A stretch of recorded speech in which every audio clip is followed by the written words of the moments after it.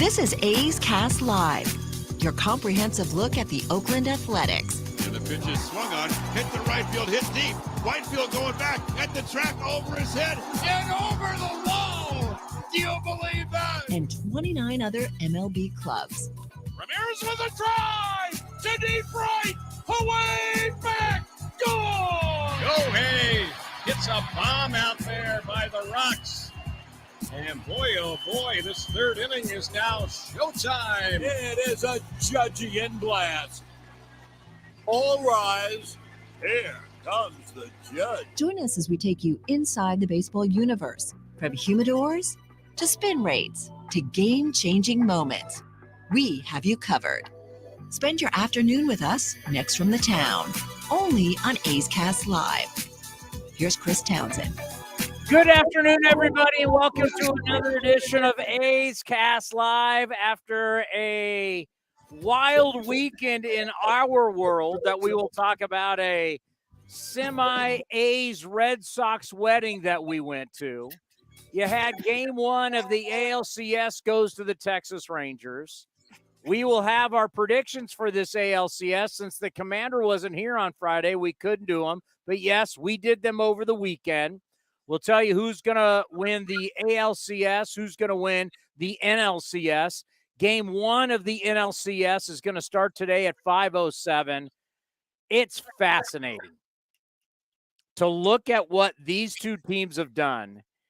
You look at Arizona and how Arizona has won.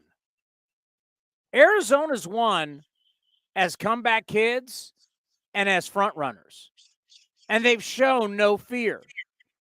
And yet they are going into the greatest home field advantage that we have ever seen in our sport. And you might say, whoa, slow down. And I'm going to say, hey, listen, you guys tell me all to listen to the data. Or what was that guy, the old head coach of the Grizzlies? Take that for data. David Fizdale, the head coach of the Grizzlies. Yeah, well, take that for data. I say data, you say data. This is the best home field advantage we've ever seen numbers-wise. Citizens Bank Park is no joke. And then coming up here in just a little bit, we got the Rangers and the Astros. Game one going to the undefeated Texas Rangers. The literally unbeatable Texas Rangers in the postseason. I'm going to give you in a little bit how they've outscored their opponents. And remember, 8 of those runs that they gave up, there's 12 runs that they've given up this postseason. 8 were in one game in that win over the Orioles. So you take out in that win where they gave up 8, they're not giving up any runs. A shutout yesterday. Game one in Houston, they shut out the Astros. What does that mean? I'm going to tell you, it doesn't mean a lot. But it's impressive. You win game one. Obviously, the percentages go your way. Coming up here, the pitching coach of the Oakland Athletics, Scott Emerson, is going to be here at 1:30. And then Roxy Bernstein from ESPN, he's been calling these games. Does he have any of the AL or NLCS games? He does not, but he was a member of the most recent series he did the Diamondbacks last series. So he's followed the team pretty closely throughout the playoffs. So, yeah, that was the last series he had. Yeah, well, if you look at D-backs and Phillies, they're tied for the most home runs so far this postseason. Absolutely wild. So Scott Emerson here at 1:30, Roxy Bernstein at 2:30. I look back at Friday's show. If you got a chance to watch it live, if you got a chance to listen to it live, go back, watch it on YouTube, listen to it, athletics.com/AceCast. It's almost like we cracked the code. Now, we never try and act like we're the smartest guys in the room on this show, because if you ever think you're the smartest guy in the room, you need to go find another room. But we found something. And we'll play this at some point. Casino Saris obviously is a numbers guy. He's an analytics guy. And as we kind of talk through it together, and the more I thought about it over the weekend, I was like, wow. we really kind of cracked the code, the difference between the regular season and the postseason. And it really flips on what all the analytics people have been saying. And it makes total sense now that we've had a whole weekend to think about it. As I watched Cody get drunk at Alex Jensen's wedding in San Luis Obispo over the weekend. Alex Jensen is a great friend of ours. Alex Jensen, now an A's broadcaster. He's been a part of what we've been doing here for years. He first started coming on the scene here on A's Cast, and now does a great job doing play-by-play for us. He got married to his beautiful bride, Samantha, and you might have seen her on Pac-12 Network. She's worked around the WCC for years.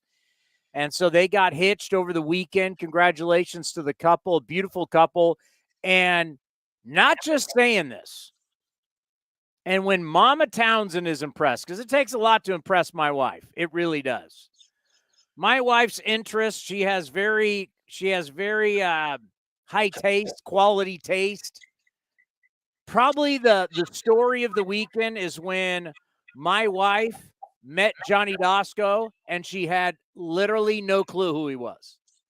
Because Johnny thinks he's like a TV, he's Johnny Carson, right? He's Jimmy Fallon. He's a TV star now. He's David Letterman. He's a TV guy. So Johnny thinks everybody knows him. And I actually introduced my wife. So after they did the vows and they did everything, after we all got together before the cocktail party, and I introduced my wife to Johnny, and you could tell Johnny thinks my wife knows who Johnny thinks she knows who he is, and I know my wife's got no clue. I had to say, yeah, Johnny's the new guy we hired. Oh, really? Yeah. And you should have seen the look on Johnny's face. Like, you don't know me? When I tell you that my household is not paying attention to what I do for a living, I'm not joking. She doesn't watch it. Even when I'm doing TV on NBC Sports doing A's pre- and post-game live, she didn't watch one. So that was probably my best story. And also, Cody basically kissing up to all the Red Sox people. If you guys would have seen what a kiss-ass Cody was to Red Sox Nation. He's arm in arm singing, Sweet Caroline. Bum, bum, bum. I mean, if you want to go work for the Red Sox and you want me to put a good word in for you, Cody, just let me know, because it was, I would have thought you were Carl Yastrzemski's grandson at that wedding, for God's sakes. I was practically like Dave O'Brien's best friend at the wedding. We were having a conversation. TV fan. Sammy's dad is the TV face, the lead television broadcaster for the Red Sox. You were following around like Red Sox Nation.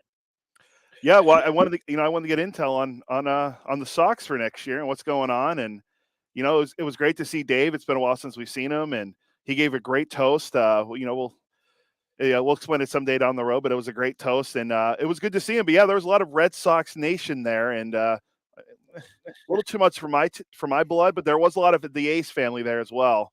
So we kind of like counterbalanced the situation. Well, Dave O'Brien, the TV face of Nesson and also the ACC network, is now, as I told him at the wedding, you're now ours. You're obligated to be on A's Cast whenever we want you. He's been very generous with his time. He comes down onto the field when the Red Sox are in town, but now it's like, now he's part of the family. Now we got him, right? So that's going to be huge for us, because let's not forget, Stanford and Cal are going into the ACC next year. We're going to have some interesting football games coming to the Bay Area. We're so used to just the traditional stuff. Folks, some of the big boys are coming to town. Clemson's going to come to town. Florida State's going to come to town. So we're going to be able to ring up Dave more than just Red Sox baseball. And, of course, he was doing postseason baseball. He just doesn't work for the Red Sox and the ACC network. He does the national stuff, too, because he's one of the best broadcasters we have in the game. So he was just on the – what series?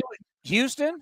It was Houston and Minnesota, and I was asking him, like, so what was going to happen if the series went, the full 5 games? And he goes, well, I did up to game 3, and then I was out of there. I told them, almost a year ago what was going on, and once we got to game 3, I was done after that. So it went 4 games. Was that on? Was that TBS or Fox? I forget. Yeah, I forget too. I think they were Fox because TBS is in the National League. So so one of the lights that we have in my studio was a little off, and I had to move it. Guess what I found in a bag? I totally forgot about this. Delaire, our boss, gave it to me a while back. We didn't bring it out for the playoffs. Maybe we jinxed the Brewers. We forgot we got Bernie Brewer. We added Bernie to our collection. We forgot to bring him out. Maybe that's why they got swept by the D-backs. I take full responsibility as the guy that picks the Brewers to win every year in the National League. Got the guy out there. But we do have breaking news in our sport that we want to start out with. It was really a shocker when Cody sent it to me, and then you go on X and you start looking at it. It is a big shocker because usually when you take a franchise that's not used to winning and you win, everybody gets celebrated, right? Everybody gets elevated.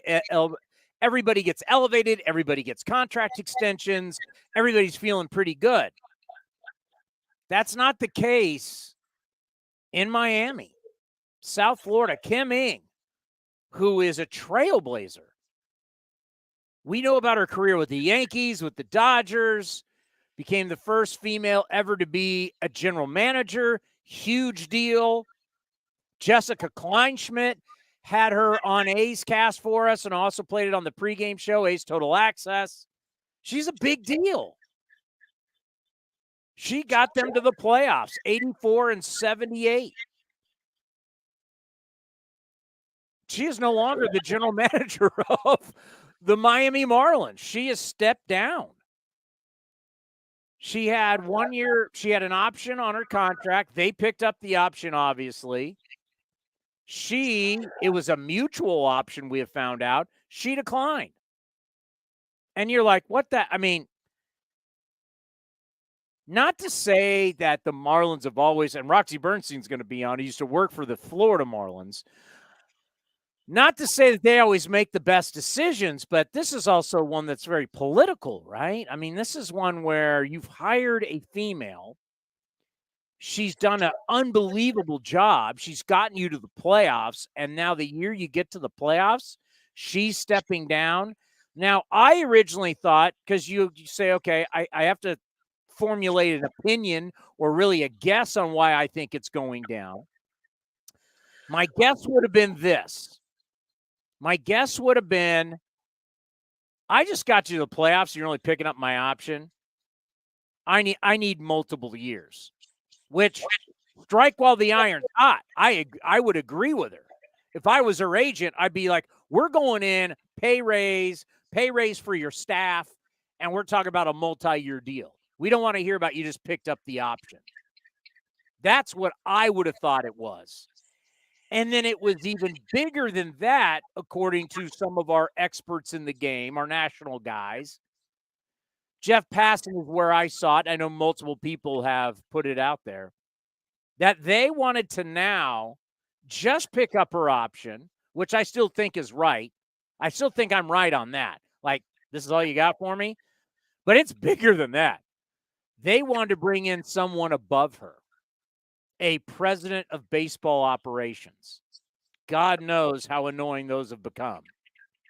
Because we got to have more cooks in the kitchen. So because I'm going to read the tea leaf saying you're only picking up my option, and then Jeff Passan and other guys are saying, well, it's because they want to bring in a president of baseball operations. I mean, think about that. If you're bringing in a president of baseball operations and you've only picked up the last year, essentially the option year of my contract, that means the baseball president of baseball operations is just coming in to evaluate me. I'm a lame duck. I do not blame her whatsoever. And boy, for a franchise that has taken a lot of egg on their face, they've done it again.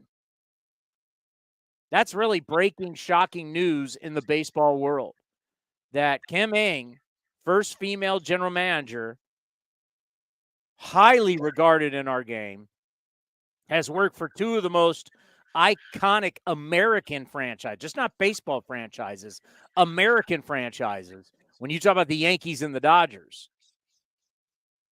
And then she gets the Marlins in a division that featured the 104 win Braves, featured the, God love them, just renegade outlaws, the Phillies. They're like that summer ball team that's so tough to beat. The Mets, who spent more money than any team has ever spent in the history of baseball. You're in this division, and you get to the postseason, and that's the best you got for me as the general manager? And I'm a trailblazer? I make you look good. Are you kidding me? This isn't, I'm thankful to have my job. I'm quitting this job, and I'll have a job tomorrow if I want. I've helped you bozos out. You guys have been incompetent for years.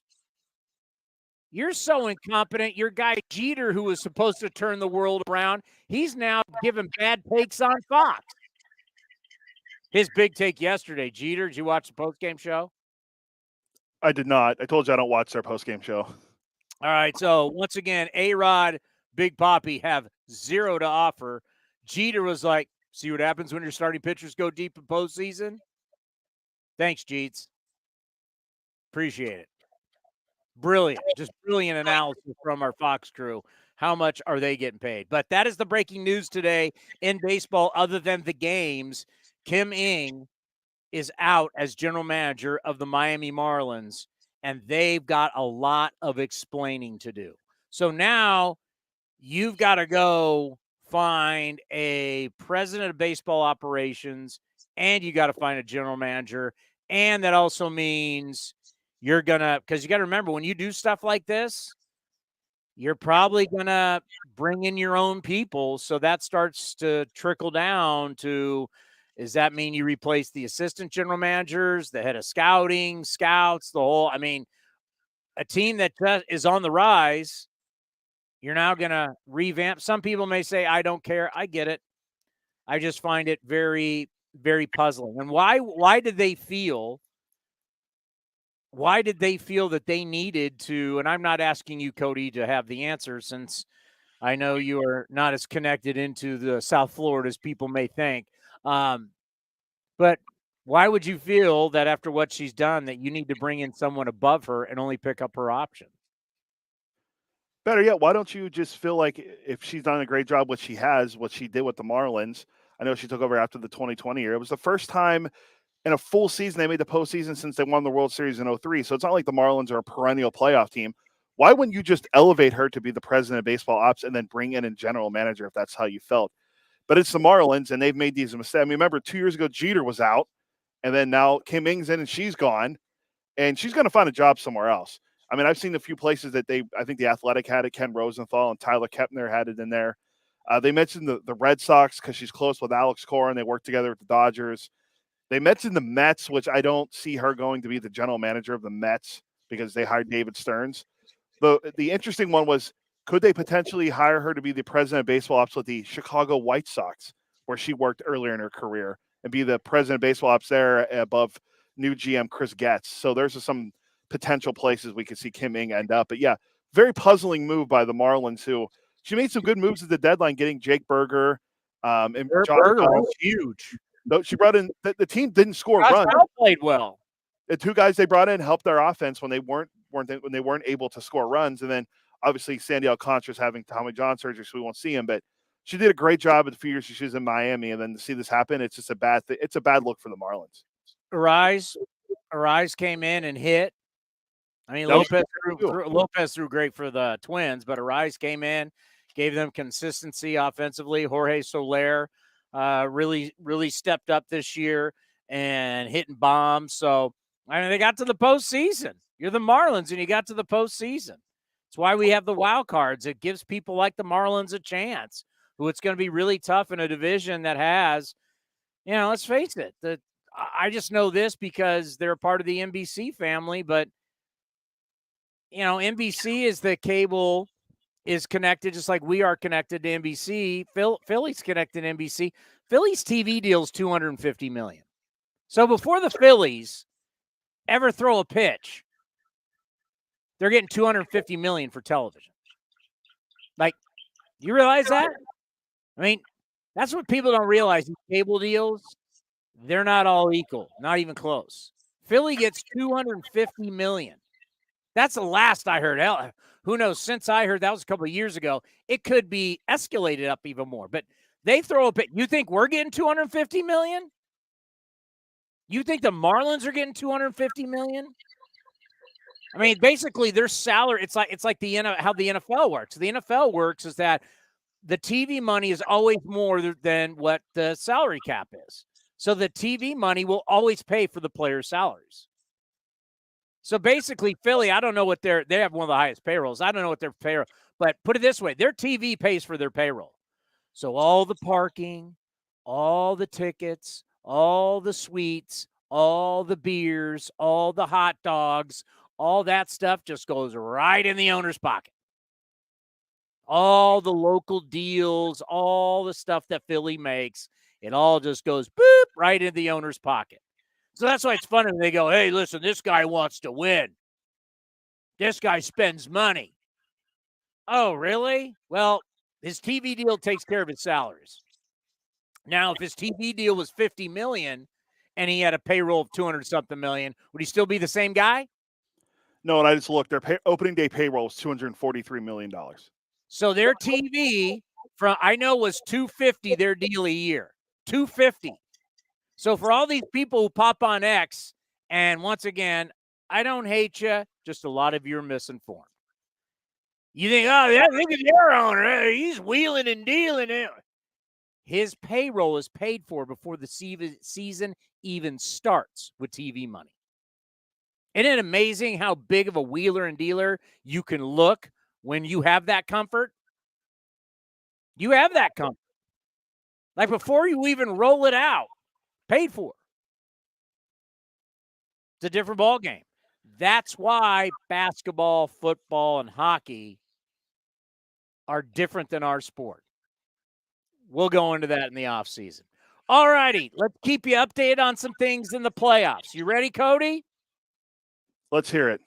The average time of game 23 playoff contest remains under 3 hours. We're just under 3 hours, but we're under 3 hours. No 340, no 4 hours. We're under 3 hours. That is good news. The team that out-homers the other team is 15-1. Team that scores first is 16-7. How about this one? If you want to talk about sometimes data, numbers, statistics mean absolutely nothing. Are you ready? Teams that get shut out in game one, right? That's a bad look. You get shut out. You didn't score a run. Wouldn't you say that's a bad look? Especially if you're Houston, for sure. You're shut out at home. You would think, oh, my God, doom and gloom. The team that gets shut out in game one in a best-of-7 series has gone on to win the series 16 of 29 times. That's a winning percentage of .552. Now, you want to get shut out in that scenario because the teams that actually score and lose game one are all-time 51-108. That's a winning percentage of .321. Make sense of that one. You score and lose game one. You only have a winning percentage of .321. You get shut out in game one. You have a winning percentage of .552. Statistics lie, and liars use statistics, as they have said in the past. You can make no sense of it. It's the first time that we saw two starting pitchers go at least 6 innings. That was nice to see.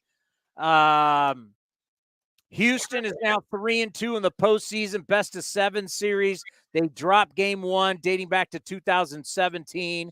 In both their World Series victories, they lost the first game of the ALCS. So that is okay. We're going to see. So we have picked. So we weren't able to do it on Friday because for some reason I worked. Cody went early to the wedding. Still, we don't know why Cody, not a family member of Alex Jensen or Sammy O'Brien, now Sammy Jensen, why Cody had to take the day off to go to a wedding of his buddy. Because he's not, that party the night before party really is for. Oh, they invited me. DOB invited me personally. Dave O'Brien sent me a text and said, he invited everybody. I just don't know why you felt obligated, being not blood, that you had to be there and skip work while the rest of us worked. It's the playoffs, but we weren't able to pick. So these are our selections. It's in writing on text. Can't be changed. ALCS, who do you got? Oh, well, I always pick Houston, so I'm going Houston in 6 still. And this is before they lost game 1. So, yes. Still taking Houston. Before game 1, am sticking with my Texas Rangers. Where is he? I'm sticking with my guy, Nolan Ryan. Right there, baby.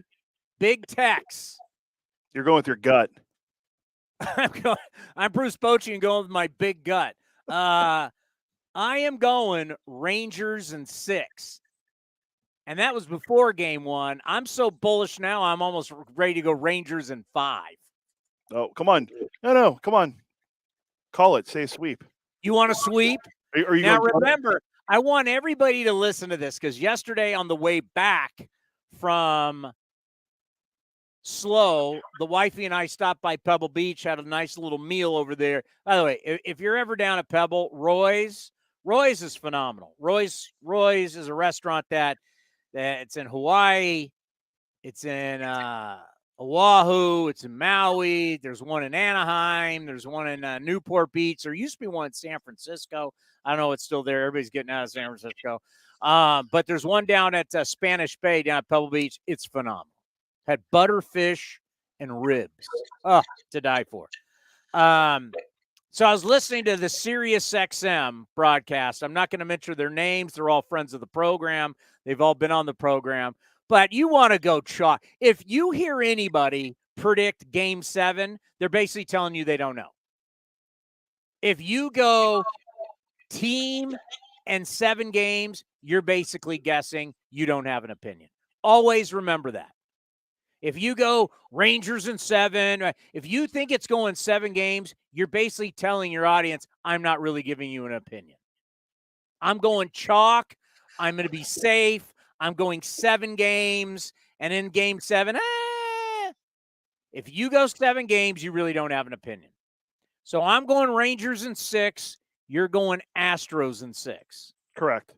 Winner of game 1 usually wins 64% of the time. What does that matter? You know what?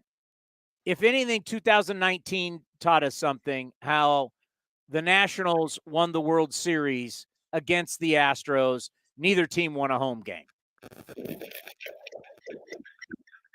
Correct, yeah. And so I was going to say, there's one other stat you missed, too, about because it ties into last night. Teams that have their pitchers go at least 6 innings are 10-3 this year. Now, one of them obviously was Verlander last night, but that's the pretty. other one is a guy going tonight, Wheeler. Yeah. And they lost to the Braves. So it's nice. It's definitely nice. By the way, I have something for you. You got to I can't do this with Scott Emerson. I have a reason why Mason Miller should be in the bullpen. How about that for a tease? Yeah, well, Emo's in the green room, as they say. So is he? Can he hear me? Yeah, he can hear you. Do you want me to add him? Yeah, Scott Emerson, pitching coach of the Oakland Athletics, turned golf professional now in North Carolina. Emo, how are you? Hey, I'm doing good. How you doing? I am doing phenomenal. So far, what do you think of our baseball playoffs? What have been some observations that you have had? Well, like you guys, I just joined a second ago talking about starting pitching. I saw a stat that had the Rangers, the Astros, the Diamondbacks, and the Phillies had the best starting pitching in the playoffs. And I wanted to write that down and say, no, duh, because, starting pitching is where the game always starts, right? So they got to go out there and they got to keep the game close as long as possible to hand it over to those good bullpens. So, the games have been, fairly exciting. From what I'm watching, it's really hard sometimes to watch some games when you want to be a part of those games. And but sometimes it's really exciting also to sit down and watch a couple games and think about what we got to do to be one of those teams again. I don't want you to question fellow personnel in big league baseball. That's not fair. But I just want to throw a scenario at you. When you're taking a starter out early, and I mean early, and let's say a guy's not struggling. Let's say the guy's actually throwing pretty well, and you take a guy out really early. As a pitching coach, how dicey is it to where now you're relying on your bullpen and a lot of different guys to cover 7 or 6 innings? What is that like for you as a pitching coach when you take that starter out dramatically that early in a postseason game?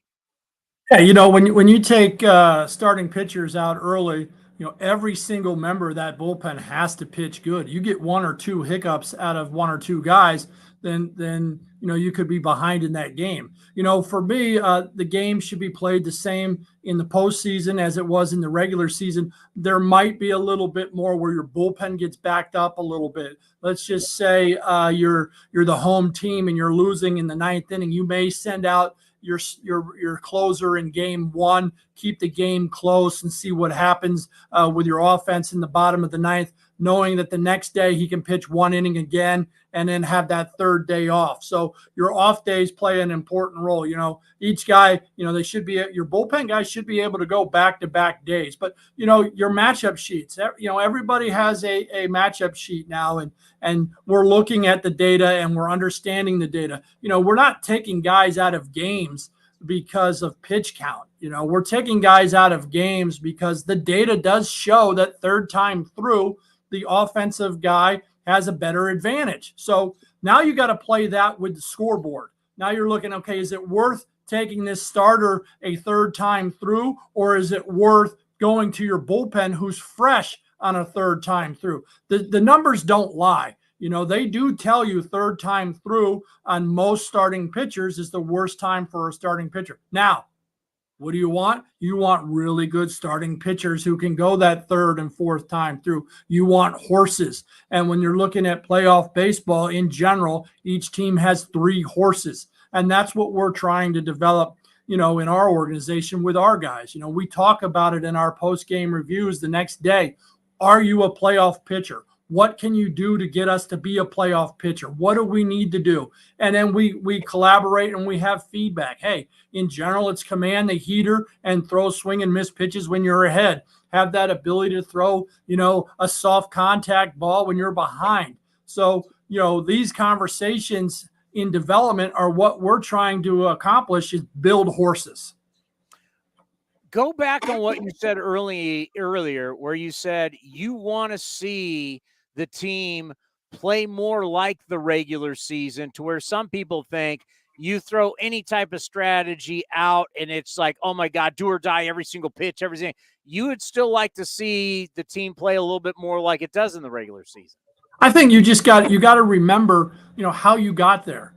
And, if you have a strategy throughout the regular season that wins 100 ball games, why aren't we sticking to that strategy of doing what we did that got us here? When we go and change all the time. Now, not saying there aren't times when you use an opener, or aren't times when you cut the starter down because you feel like your bullpen is better. I'm just saying, you throw out your number 1 guy, you throw out Justin Verlander, and you're expecting him to go out there and pitch his game until you pull him out of the game. And then there might be your 3rd or 4th starter where, sometimes you're going to use an opener for him.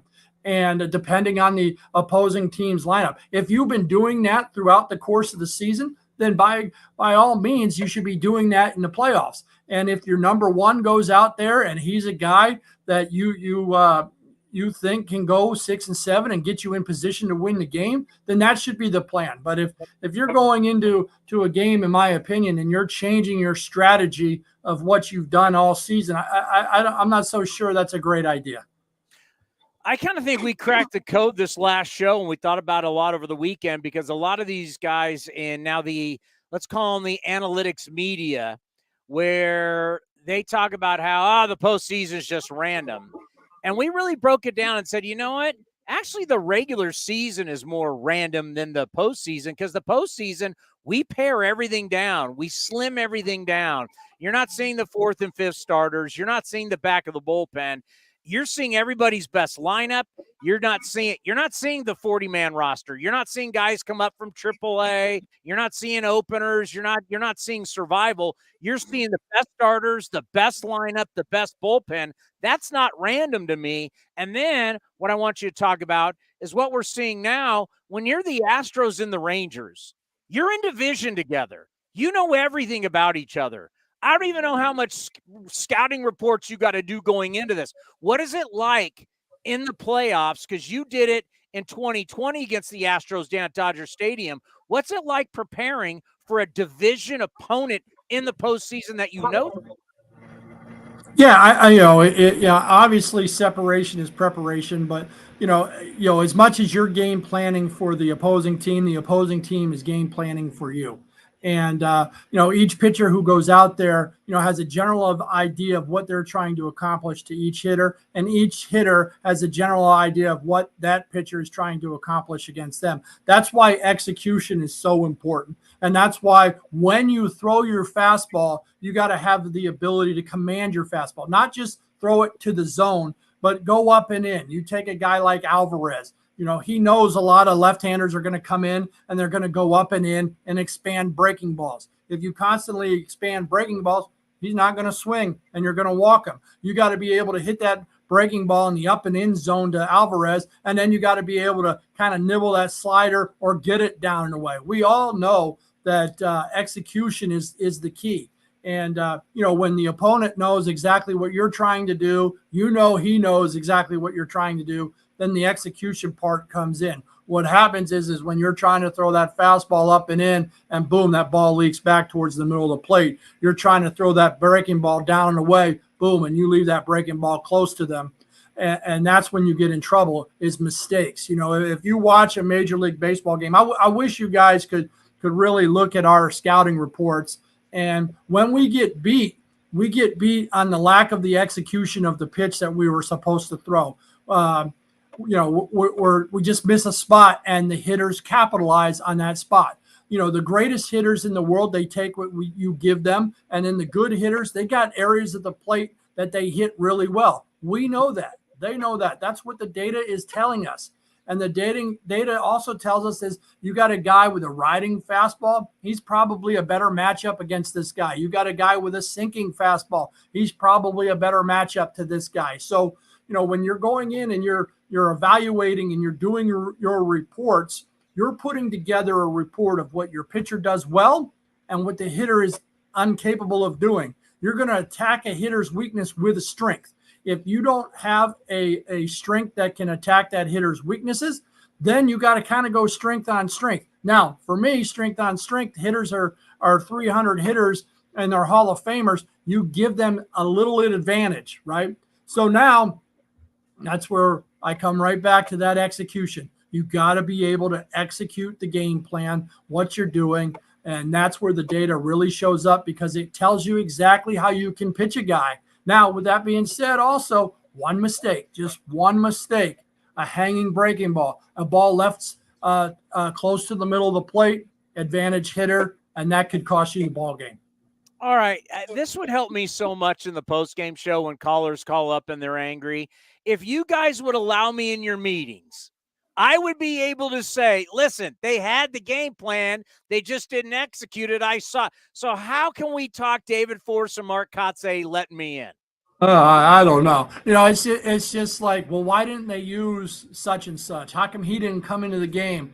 And maybe they don't know the guy pitched 2 days in a row and he wasn't feeling good that day, or maybe the workload the day before, or maybe they got some sort of other issue that they just come in and say, "Hey, I'm down tonight," and that happens, and it's baseball. I get everybody wants to play the Monday morning quarterback, and that's great. But most of the time, a lot of people don't have all the details of what's going on, and it's tough because everybody has an opinion, which I love.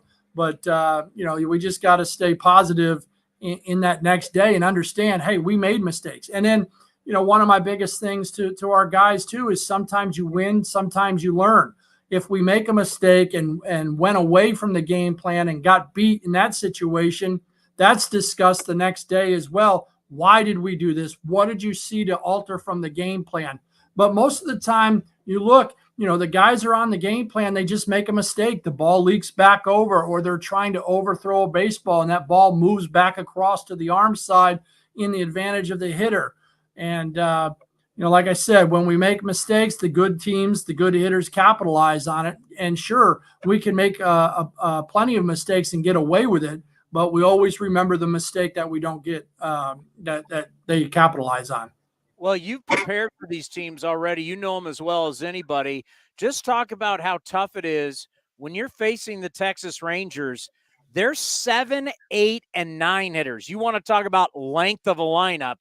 Their 7, 8, 9 hitters are hitting .328 with over 1,000 OPS, 11 extra base hits, 9 RBIs, and they've scored 15 runs.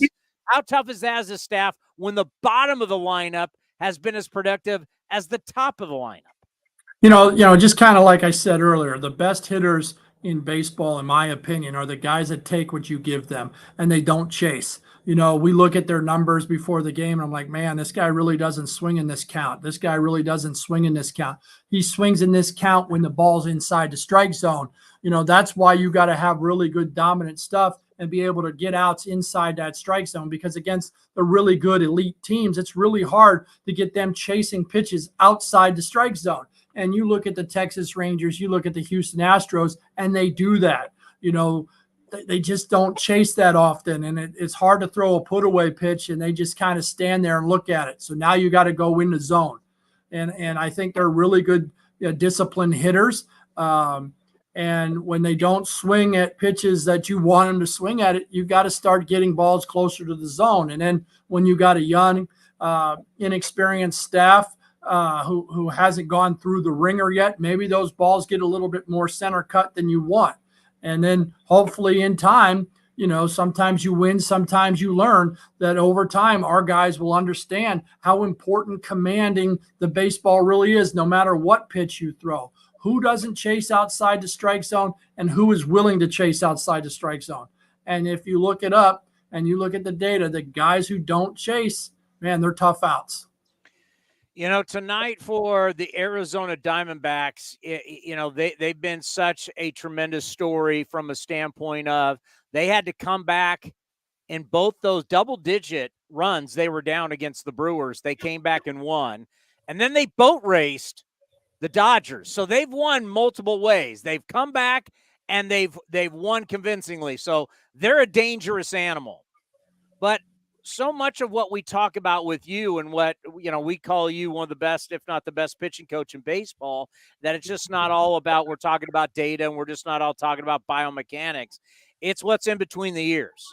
And I know you work so much mentally with your guys. And I just wonder, when you think about Philly is 26-11 since Citizens Bank Park opened up in the postseason. It's the number one winning percentage for a home venue ever in the history of baseball in the postseason. The place is rocking. They're on top of you. The fans are going nuts. We all know it's Philly. Philly's a tough sports town. It's a great sports town. What is it like for the pitching coach going in with let's say it's Wheeler to not Wheeler, Zach Allen tonight? What's it like talking about the atmosphere and don't let the atmosphere get to you? That's a mental thing, not a physical thing. Yeah, the emotions are really going to fly high, right?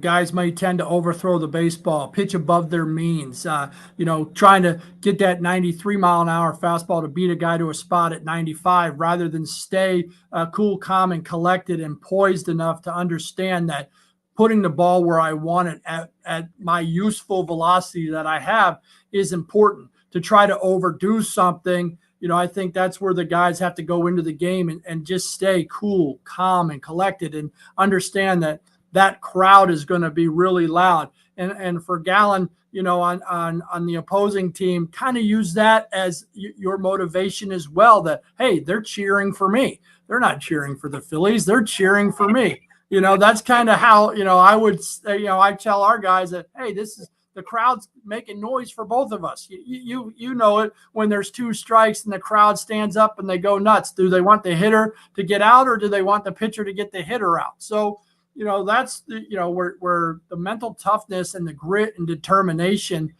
for you is to be able to stay cool, calm, and collected, and center that energy to just you staying focused on the task at hand. And for the pitcher, that's throwing a quality strike. And for the hitter, that's seeing a good pitch to hit. It's the game inside the game. I mean, there's video now of certain Braves just yelling back and forth with Philly fans from the dugout, especially Arcia. I mean, it was like, what are you doing? They got like emotionally into it with the fans, and that's just, the mental side of it is just not smart. When you look at Arizona, you go up against, let's go from the Philly side. When you go up against a lineup that, they just got something going right now. They got athletic guys. Corbin Carroll obviously is off the charts.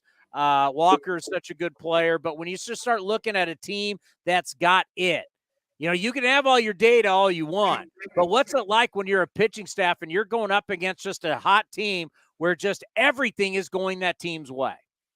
Yeah, it's like, man, I'm not lucky anymore. I've been there, where I felt like, early in my career as a pitcher, I had some luck on my side. And when I started getting my brains beat in, I didn't have luck anymore. But, a lot of it is, you look at these teams that are in the playoffs, and the one word I can describe that all 4 of them have is grit. And we've talked about it, some with us, is like, you got to have that determination that you are not going to lose this game. You are going to find a way to grind it out, grind your at-bats out, to throw strikes, to throw quality strikes, to execute pitches, to cover first base. And obviously this is what you want during the regular season. I think, we've always talked about what's difference in the playoffs and the regular season. In my opinion, hopefully nothing. Hopefully that your will to win game 1 of the season is the same will to win game 7. And I think if you look at the greatest athletes in the world, they have that will to beat you game 1. They have that will to beat you 162, and they have that will to beat you game 7. And they also have that will to beat you in other sports too. You go out on the golf course, Townie, me and you, I'm a will to win. Al Davis, baby. I'm just gonna try to work you the best I can in golf. Now I'm not any good, but I'm gonna try to kick your butt. And in ping pong, the will to win in tennis and in any sport that you have, you look at the guys, the greatest athletes, they have that will to beat you in any sport. And I think, that's what good teams do. That's what good teams have.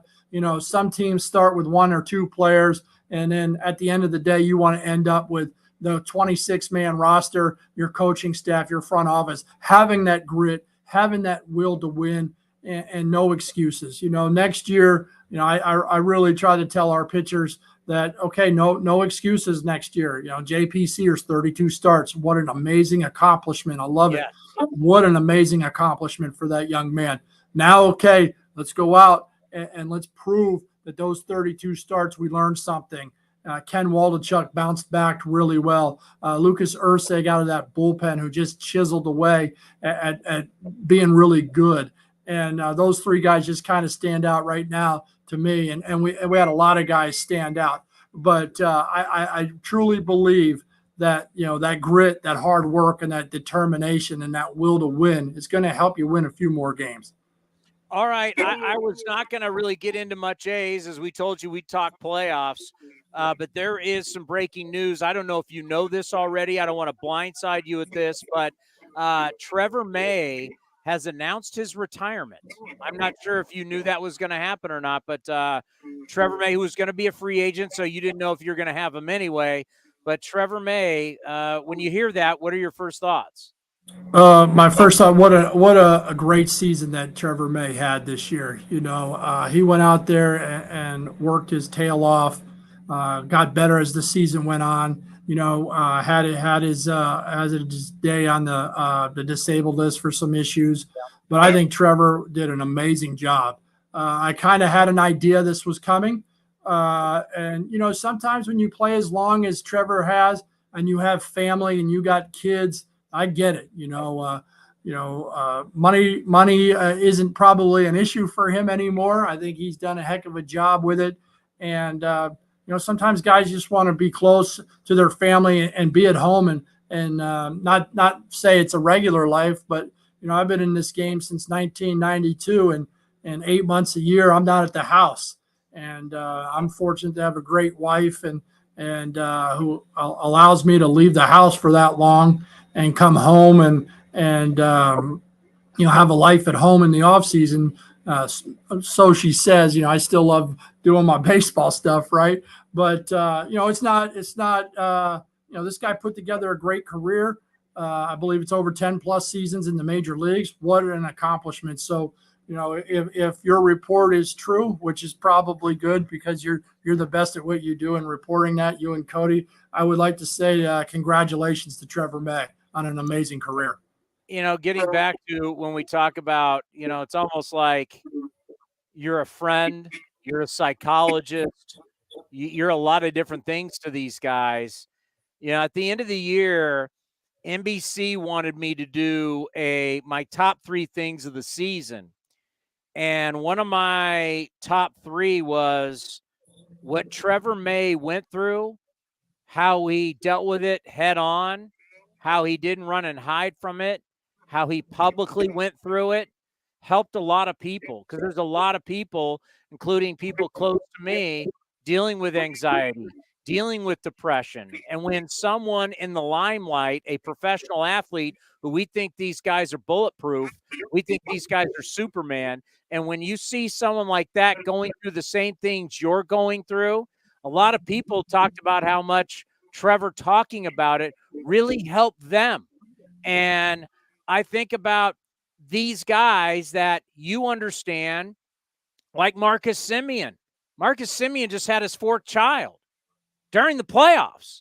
I mean, we don't think about these guys as human beings away from the field and not being in uniform. We think of these guys that they just show up, they play, they're these great athletes, and they make millions, and life's just perfect. And the reality is, it's not. They're dealing with a lot of stuff. They're dealing with the same stuff all of us are dealing with. They're young men. If we all remember back what it was like in our 20s and our 30s, you're dealing with stuff. Just talk about that. Not only are you worried about, are you throwing strikes? How are you throwing strikes? What's the spin rate and vertical and horizontal and all this different stuff with pitches, but you've got to help these guys because some of them are struggling off the field with real life problems. Yeah, my sister owned a bar in Phoenix, and I got to bartend for a couple of years, and now you understand that a lot of people have some problems in the, right? I mean, you're listening to people, and as coaches, we do the exact same thing. We listen to guys, even coaches. We have some stresses in our lives as well, and we got to show up each and every day and do our job and be there for our guys. The one thing I try to do is I try to stay level keel as much as possible, even though sometimes I'm feeling stressed. I got people, there's outside people all over me as well some days. And you just got to feel like, hey, you know what? I'm doing the best job that I possibly can. And, for me, I love doing this. I love our pitchers. I love our coaching staff. I love our player development, scouting. I love the front office. I love all our people. And I feel like when I come to work, I'm just going to give it the best I can. And that's what the players are dealing with. They're trying to do the exact same thing. But like I said, some of these guys got kids, and some of these guys have, a few years ago, my mom went through a stroke in 2018 during the season, and I ended up losing both of my parents before the 19th season, and it was very stressful. Watching my dad go through his misery with my mom being in the hospital, and then all of a sudden my dad getting sick, and then now all of a sudden I'm stressing because I got both of my parents, basically on life support. And then, players go through this. Their grandmothers are sick. Their grandfathers are sick. And it's really not that easy. And then you got, people bashing them on social media for their performance sometimes. And it's a game. I like to say it's a game. It's a game that I love, but it's also a career and profession. So I try to, take the attitude as, I want to have rounded shoulders. I want things to fall off of me, the criticisms or the praise, and just come one day at a time. I learned that from Gil Patterson, our pitching coordinator. Just go in there one day at a time and battle and give it what you got. And so you're just trying to feed to those players, but you're also listening to, some of their pain that they do go through, and be there and understand that, baseball's a game and life's a little bit different. And, it's not easy to navigate some days when you're seeing guys that you care about in agony over something, and then they got to go out there and perform. It's a big issue in not just sports, in the world today. Mental health is important to everybody. If you're needing help, you need to go get help. Speaking of mental health, for someone like yourself and the rest of the coaching staff, it was a long year. There's no question about that. You need to unplug. We were forced to unplug. They told us, hey, take basically 2 weeks off, which we fought. And now I'm very thankful that we did, because we did our final show the day after the season, and then we took time off, which normally I don't like to take time off.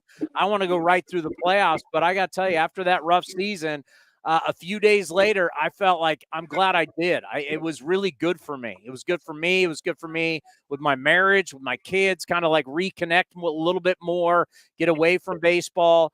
I think it's made our shows now better. Just quickly talk about yourself, because I know you want to dive back in and get better, and there's a lot of things that you study, but just how important was it for you to just let go? How let go? Yeah. I mean, getting away from the game sometimes is tough for me. But I think, the one thing, about, the rough season that we talked about and have talked about and everybody's expressed with us is, you have to go into your work with a realistic expectations as well. And, that's the kind of approach that I started taking a little bit more of after the All-Star break. One thing I try to do is take care a little bit more about myself and my health, getting a little bit more walks in and getting outside a little bit more instead of being on that computer all day. I try to, get out there and get an hour walk in every day that I could. But what I mean by this is okay, understand the situation that we're in and understand that, what are we going to do moving forward. What I thought about after the All-Star break, I kind of sat down and wrote some things down and figured, okay, we're probably not going to make the playoffs. And so what am I going to do? And the one thing that I really wanted to do is just really focus on trying to get guys better and really, focus on, they're out there working their tail off. I've said this, I've been on record of saying this, 24 years I've been coaching, and that's easily the top 3 hardest working pitching staffs I've ever had. And remember, we were in the playoffs 3 times. I've been in the playoffs 6 or 7 times in the minor leagues with a couple of championships that I love. And we're going to work our tail off to get that World Series ring back in Oakland. But what I really thought about is the process. Our organization, David Forrest and Mark Casse, just, really think about your process. Really think about, are you coming here to work? Are you coming here to sulk? And the work is, I'm just going to give it what I got each and every day, along with the rest of the coaching staff, to understand that, this is a Major League Baseball team, and what can we do to get guys one day better, whether it's, the mental side, talking to them, the physical side, getting outside and doing our shadow routine, really talking about our bullpens, having good conversations with pitchers the next day after they pitched, going over their data and how they were. I think that's important to just keep that even keel. I don't really think I've wavered from being a coach for 24 years. A little bit earlier in my career, maybe I was more gung-ho on statistics and numbers, which are still important. But right now, the process is the most important thing. Getting out there, working, showing people you want to be there for them. And hopefully I did that with our pitchers, and our coaching staff did that with the rest of our players. Is let's get out there and grind. Let's work. Let's have some fun working. And, persistence to purpose leads to success. So if we're persistent in working with our guys, in the future, we're going to see that success. That success is going to come. You look at the Baltimore Orioles. They won 47 games one year. And next thing you know, 5 or 6 years later, they won 101 and they're in the playoffs. So, we want, that's where we want to be. So we're going to get there by working. Great stuff. The first edition of Playoff Emo. I love it. Operation Dogpile. When are we going to dogpile again? That's what, my years that we didn't really get a chance to dogpile because we kind of went into these games and we're looking up at the scoreboard, and like in the 7th inning, we find out we're in the game. Or we're in the playoffs. It'd be great to win by like 15 games and dogpile one year. Well, I mean, you look at both the Rangers and the Orioles not that long ago were both 100-loss teams, and back in the postseason, it flips really quick.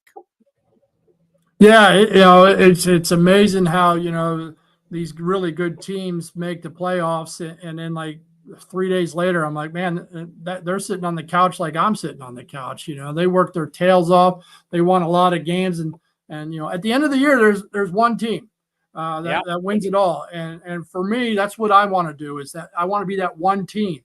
And like I said earlier, persistence to purpose will lead us to success. And we got a lot of grinders, and we got a lot of guys who work hard, and that's the beauty of this organization. And I've been in this organization since 2003, and people work. And that's the one thing I really love about this organization is how hard, all the departments and everybody work.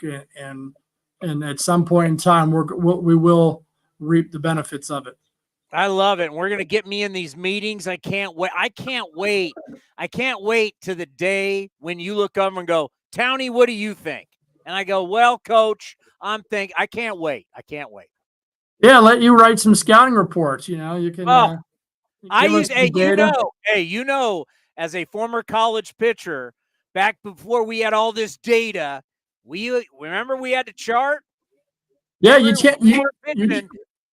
just can't say hard in, soft away, hard away, soft away. No. Back in the day, you had to sit there when you weren't pitching, get that clipboard, and you had to chart. Curveball, breaking ball, slider, split. You had to chart the entire game. So don't put one together. Now it's given to us immediately after the game. Boom, here it is. Yeah, you guys are soft. We used to have to do. We had different color pens. We had highlighters. We had to do what our pitching coach wanted. You guys got all this stuff data now. We had to write this stuff. Well, I think if you pan the camera during the game, you'll see that I have an iPad and I'm charting the game. I think it's not going to leave me charting. I chart what our guys are doing ahead in the count, behind the count, even in the count, matching it up with our scouting reports, whether we're on the page or whether we leaked off the page a little bit, which can happen because your scouting report's plan A. Plan B is what the opposing team is trying to do for you. And plan C is, hey, I don't have anything right now. I got to find a way to compete and battle. And, just the scouting reports are the first line of defense. It's just boom, what we see on paper, what the data is telling us to do. But, when somebody punches you in the mouth and they start flipping the script and doing something different, that's when you got to alter. And then plan C, like I said, a lot of guys go out there. You take these 32 starts from J.P. Sears. How many starts did he have where he went out feeling great? How many starts did he have where he didn't feel good at all? And then how many of those were marginal?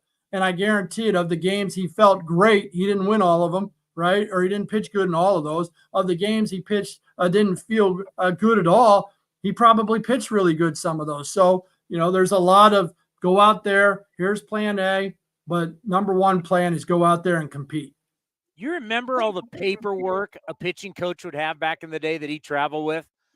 Oh yeah, I still have all that stuff. Though now you got it all on an iPad. Back in the day, a pitching coach would have all this paperwork and everything, all this charts and everything. I still have binders in the house. Yeah. Though Keith Lippman, our great farm director for so many years, he made a comment to me probably like 2010 or 13. No floating paper.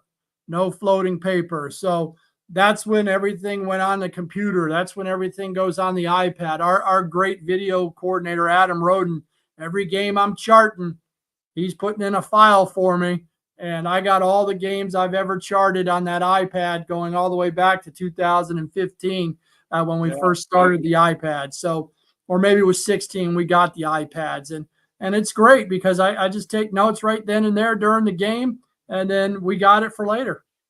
It's amazing. It's like the certain things technology has done. We have talked about high-speed cameras. We talk all this kind of stuff. It's made everybody's job just easier to do, and hopefully everybody getting better. All right, buddy, I'll talk to you next week. Great stuff as always, and I can't tell you how much I appreciate you coming on during the playoffs. I know our fan base is going to absolutely love it. All right, Townie. The great Scott Emerson. Thanks for having me. For your Oakland Athletics right here on A's Cast Live. Cody, put the graphic back up. Tickets are on sale right now. Right now. We've got, I was going over it the other day. Let me get to it once again. Our first game is going to be against the Rockies. You have the date. It's February 24th. Yeah, February 24th, correct. February 24th. I'm going to it right now. I had the schedule full screened on there for us, so if everyone wants to see it, it's up there. Why is it not showing? My spring training's not showing up. Oh, there you go. February 24th, Colorado. Look at that right out of the gate. D-backs, obviously an exciting team. Heck, they could be the champs. You got the Giants. You got the Padres. What are the Padres going to look like? Who's going to manage the Giants? Well, that's a good question. We saw Alyssa Nakinen interviewed yesterday. Stephen Vogt's supposed to interview this week. The Giants, they're trying to figure out what their future is going to look like. But you can get your tickets athletics.com/spring for spring training all day. I have an opinion on that. I think it's talking about Kim Ng being a pioneer. It's it Nakin or Nakin? I thought it was Nakin. All right, I'll go with whatever you go with. Or Nakin, maybe. I think it's Nakin, but she's a pioneer. I mean, she's the first woman uniform on field when she coached first base. Awesome.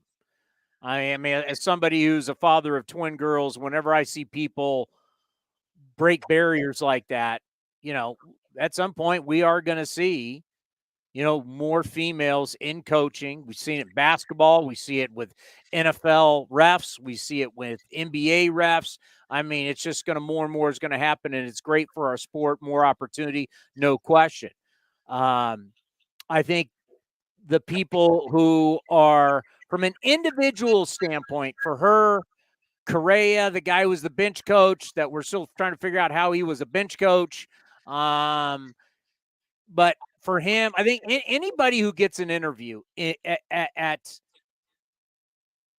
any part in your life, right? This is a life thing, just not a baseball thing. Whenever you get an interview, it's great for you. It's unbelievable individual experience for you to go through it.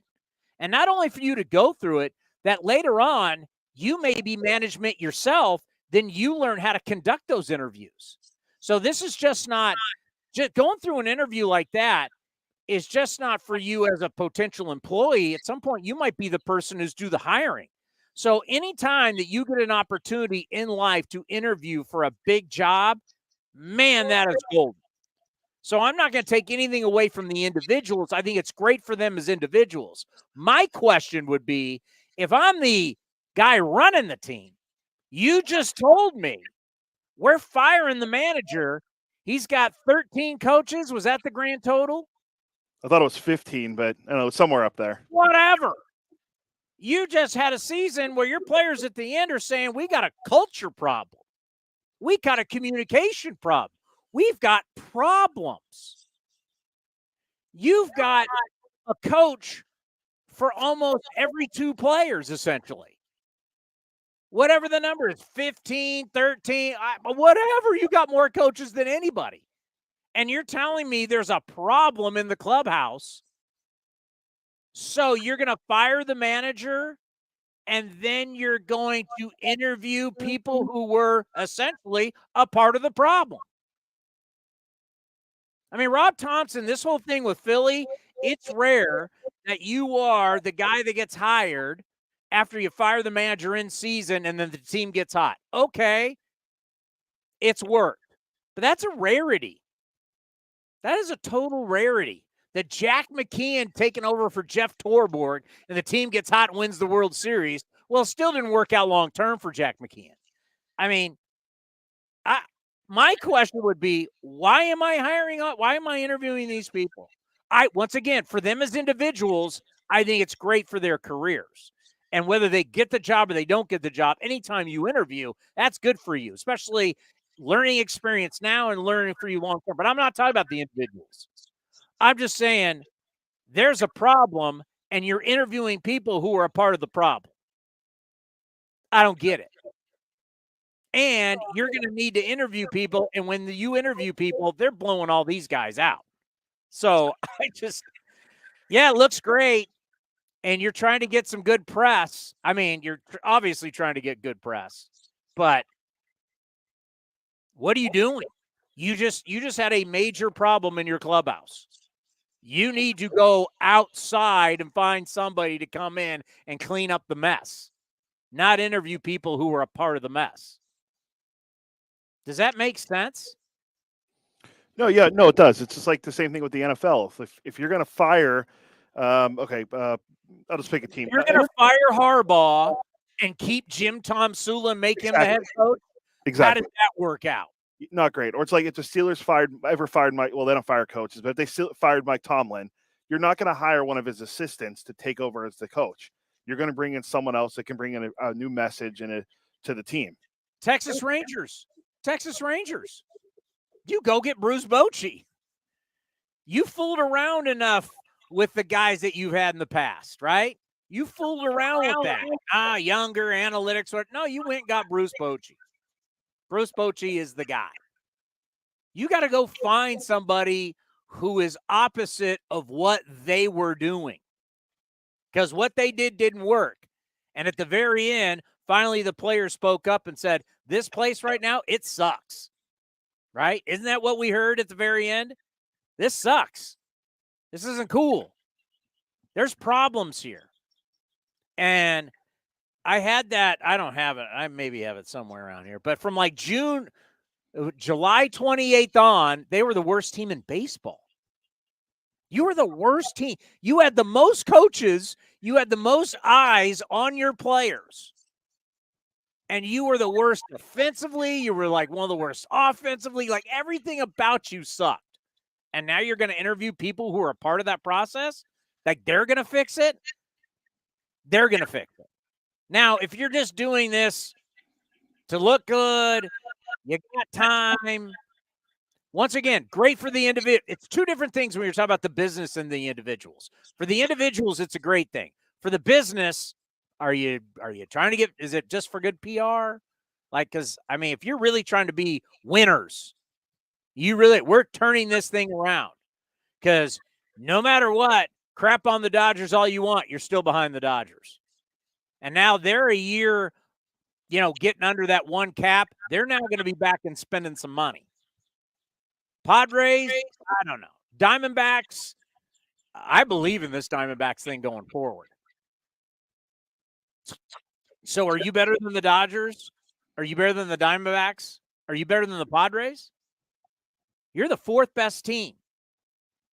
And you think Stephen Vogt, who's never managed, who's sat in the bullpen for 1 year, is all of a sudden the guy that's going to come in, and you're down how much in season tickets? What was that percentage? It was, I mean, I want to say I read 26%, but that could be way off. But it's a lot. Whatever it is, it's a lot. You want people to be showing up and giving you their money and renewing tickets? You really think Stephen Vogt is going to be when your guy who won 3 World Series for you is about to go to another World Series with a different team? This is a very interesting offseason for the San Francisco Giants. I think no question. You know who's a name I saw fans float on X, formerly known as Twitter. Well, you're old. You call it Twitter. You're old. Yeah, a lot of the big fan theories I've seen have been the Dodgers let go of Dave Roberts and Doc comes to manage the Giants. They're not getting rid of Dave Roberts.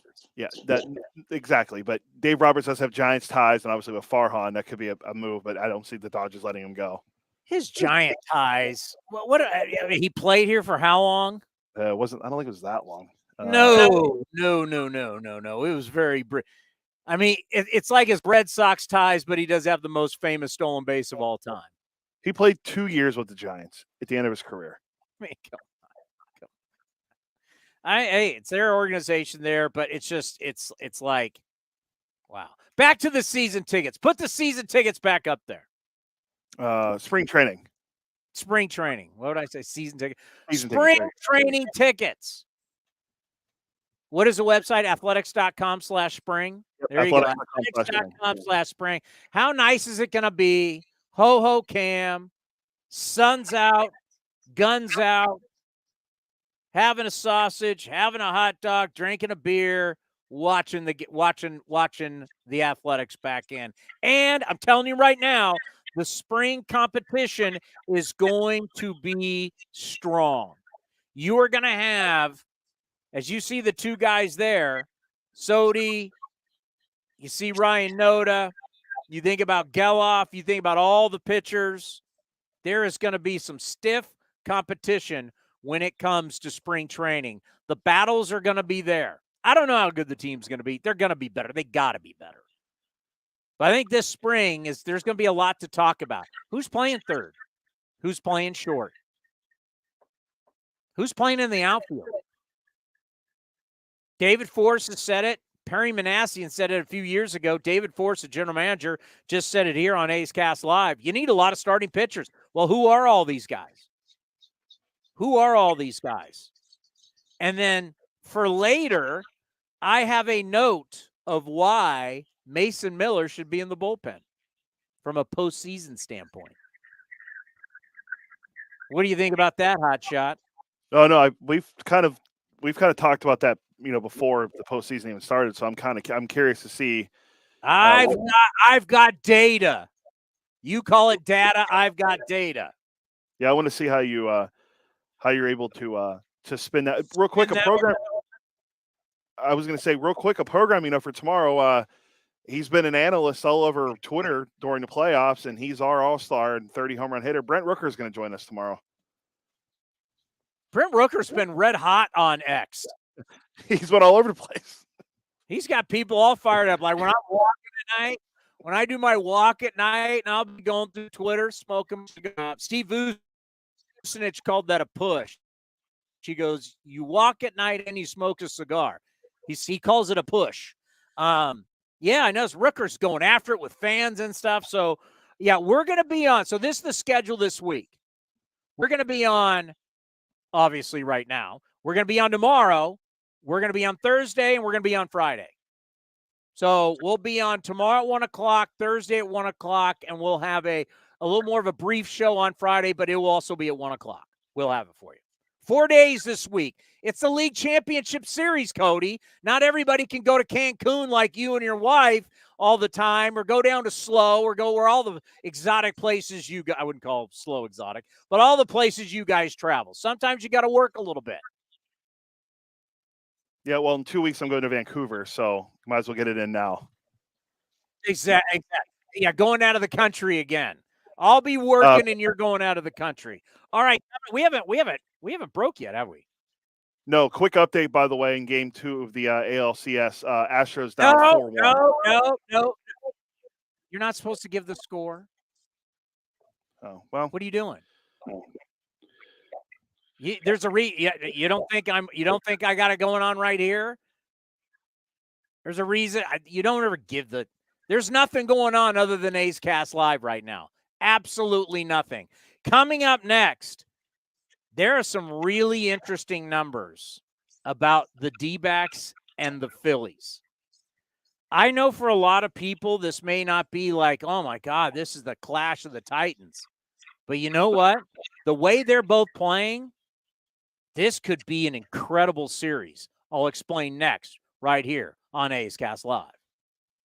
Hey, it's Eno Saris, your friendly neighborhood baseball scribe. There are 2 things I love, baseball and beer. When I'm not busy around the ballpark, you'll likely catch me back with a cold one at any of Fieldwork Brewing's 8 locations sprinkled across the Bay Area. Fieldwork's got a rotating lineup of over 20 beers on tap that's as diverse as any 26-man roster. They got everything from super juicy hazy IPAs to crisp pilsners and tropical sours that make your taste buds do the wave. Whether you're all about that draft life or prefer to grab some cans to go, Fieldwork's got your bases covered. Check them out at fieldworkbrewing.com to learn more. That's fieldworkbrewing.com. This is Chris Townsend and Commander Cody for Link Soul. The new summer colors and prints are in stock. The new polos, lightweight, all the colors you want. Fabulous. We got our new order. My wife is so happy that I'm dressing so much better. All thanks to Link Soul. You name it, whether it's polos, whether it's shorts, anything for your summer needs, you need to revamp your wardrobe. You go to linksoul.com and they got great summer deals. Go to linksoul.com. That's linksoul.com. If you're looking for a new mattress, Nest Bedding has you covered. Sleep on the same mattress Hall of Famer Ricky Henderson sleeps on. Nest Bedding is the #1 brand of online mattresses and the Bay Area's favorite mattress store. Take home the Easy Breather pillow. The New York Times calls it their #1 pick. You can navigate their easy-to-use website, nestbedding.com. That's nestbedding.com. Green and Gold fans, use the coupon code Oakland and you get 10% off your entire order. Nest Bedding, love where you sleep. Thanks to the Xfinity 10G network, my little brother's friends won't leave our house. When I was their age, internet with basically no interruptions was a pipe dream. You sound like my grandpa. Now through December 21st, new customers can get 1.2 gigabit internet for $25 a month for 2 years with no annual contract and Wi-Fi equipment included when you add Xfinity Mobile with unlimited data at regular rates. Switch today. Requires paperless bill and auto-pay with stored bank account. Restrictions apply. Taxes and fees extra. Xfinity Mobile requires Xfinity internet. After promo, regular rates apply to internet service and Wi-Fi equipment. Actual speeds vary. If you're looking for a great place to eat and watch games, go see our friends at the Chicken Pie Shop of Walnut Creek. The Chicken Pie Shop is one of the hottest restaurants in Walnut Creek. You're not going to find a better menu, and come try the world-famous chicken pie that has been served in Southern California for 86 years. Spacious indoor and outdoor dining, perfect for your next private party or corporate event. Don't forget free parking. For more information, go to chickenpieshopwc.com. That's chickenpieshopwc.com. Hey folks, Vince Cotroneo here to explain why Cinnabar Hills Golf Club on the hills of San Jose is my favorite place to play. With 27 holes to choose from, any level of player will love it. It's the best place to play in Silicon Valley. At the Turn, I've enjoyed the menu from the grill of the newly renovated restaurant, not to mention a 19th hole experience to relive the day. The expanded clubhouse will service all your needs, and best of all, you can plan any event, including weddings at Cinnabar Hills Golf Club with some of the most amazing views of the Bay Area. Visit CinnabarHills.com. That's CinnabarHills.com. And the underdogs Oakland Athletics win their first championship since they were in Philadelphia in 1930. Hi, I'm Raleigh Fingers, Hall of Famer, 3-time World Series champion with the Oakland A's and World Series MVP. Winning takes teamwork, skill, and heart. So when you need an ace for a personal injury lawyer that will win you the game, go with the winning team. Call Venardi Zerata at 833-VZ for me, or go to vzlawfirm.com. Venardi Serrata, the official injury law firm of the Oakland A's. Like sports, business is about winning. Championship decisions are business decisions based on what it takes to help your company win. And that's why there's UBO Business Services, specializing in helping you win every day by streamlining workflows, managing documents, and providing the best-in-class office technology. Make your championship decision with UBO Business Services. Visit them at ubeo.com. That's ubeo.com. If you're looking for the latest green and gold gear for the 2023 season, then look no further than athletics.com/shop for your officially licensed gear. That's athletics.com/shop. Innovation is at the core of Cal State East Bay, like at our Green Biome Institute, where faculty and students preserve genetic information from California's endangered plants, or how we open doors for local entrepreneurs at our Small Business Development Center. From educators to nurses to STEM professionals, Cal State East Bay has real impact throughout the region's neighborhoods, boardrooms, and the entire economy. Be part of the innovation. Connect with Cal State East Bay at csueastbay.edu/impact. Is convenience a state of mind or a real thing? At Extra Mile, it's a real thing, and it's in everything they do. The stores are spacious, organized, clean, and well lit, so you can get in quickly, get what you need, and keep going. It's just what you'd expect from a place serving up the hot and fresh food and snacks you love. So treat you right, and check out Extra Mile's fresh take on the convenience store experience. Extra Mile convenience stores at select Chevron and Texaco locations.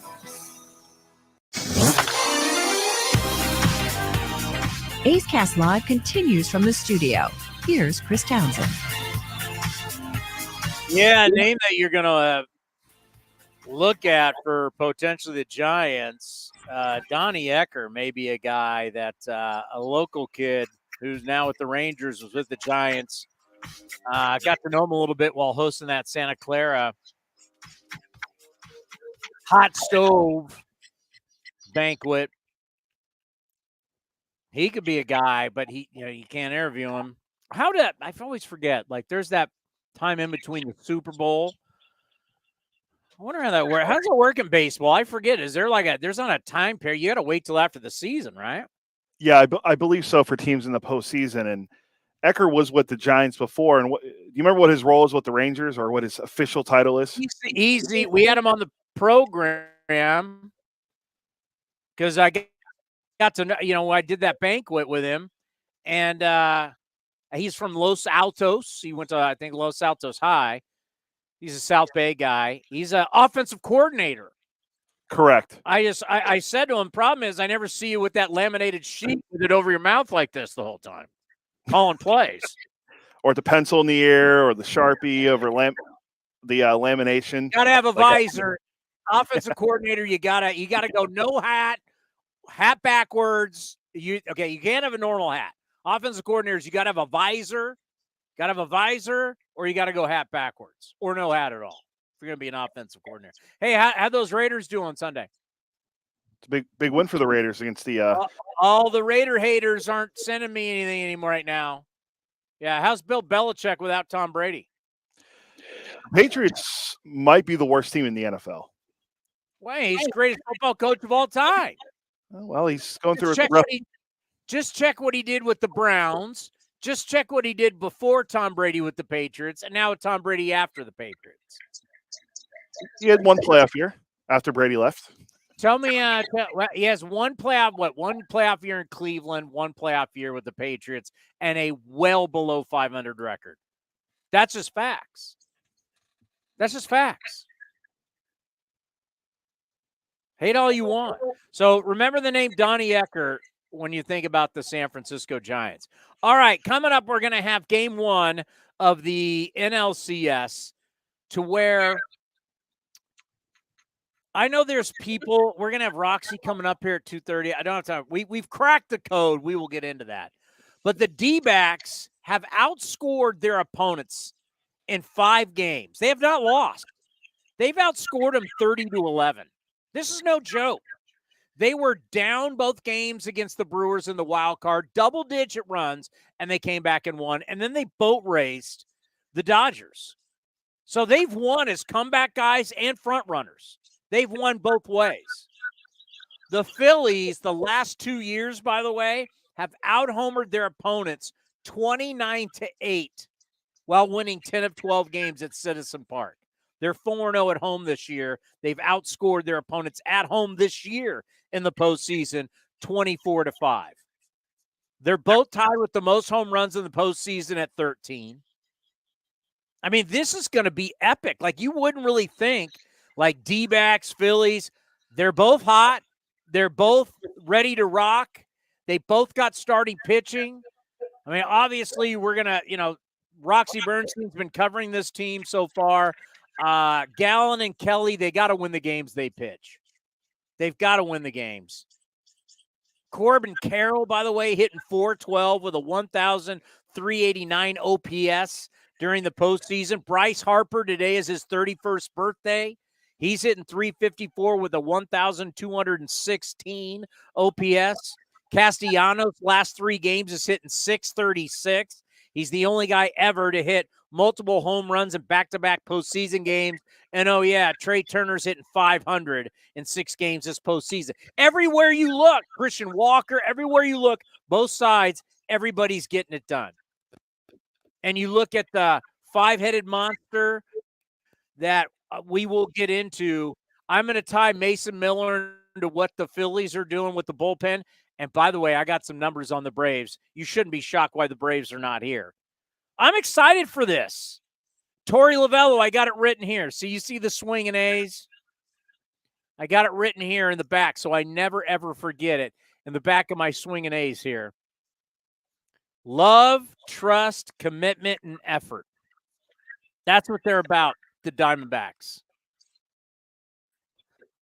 Love, trust, commitment, and effort. Not slug, not on base, not whiff percentage, not strikeouts per 9, not weighted runs created plus. Love, trust, commitment, effort. Something interesting when human beings come together and they gel. When they work as a unit, when they work as one.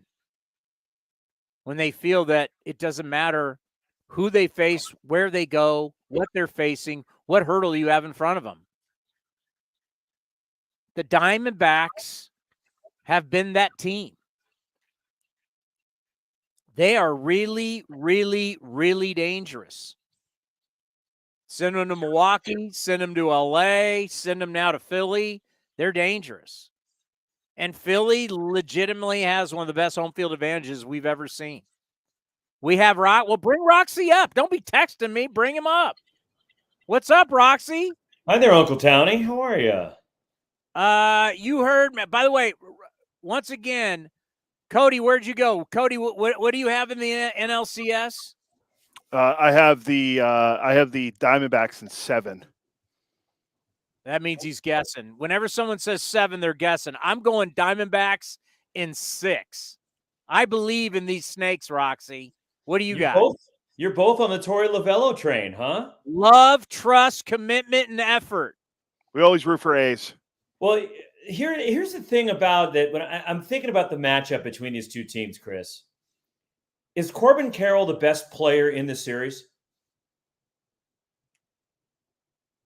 What do you think?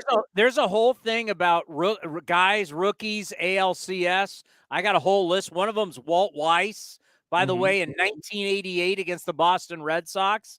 He does it all. He does it all. I mean, I know right now Castellanos is doing historic things. Bryce Harper turns 31 today.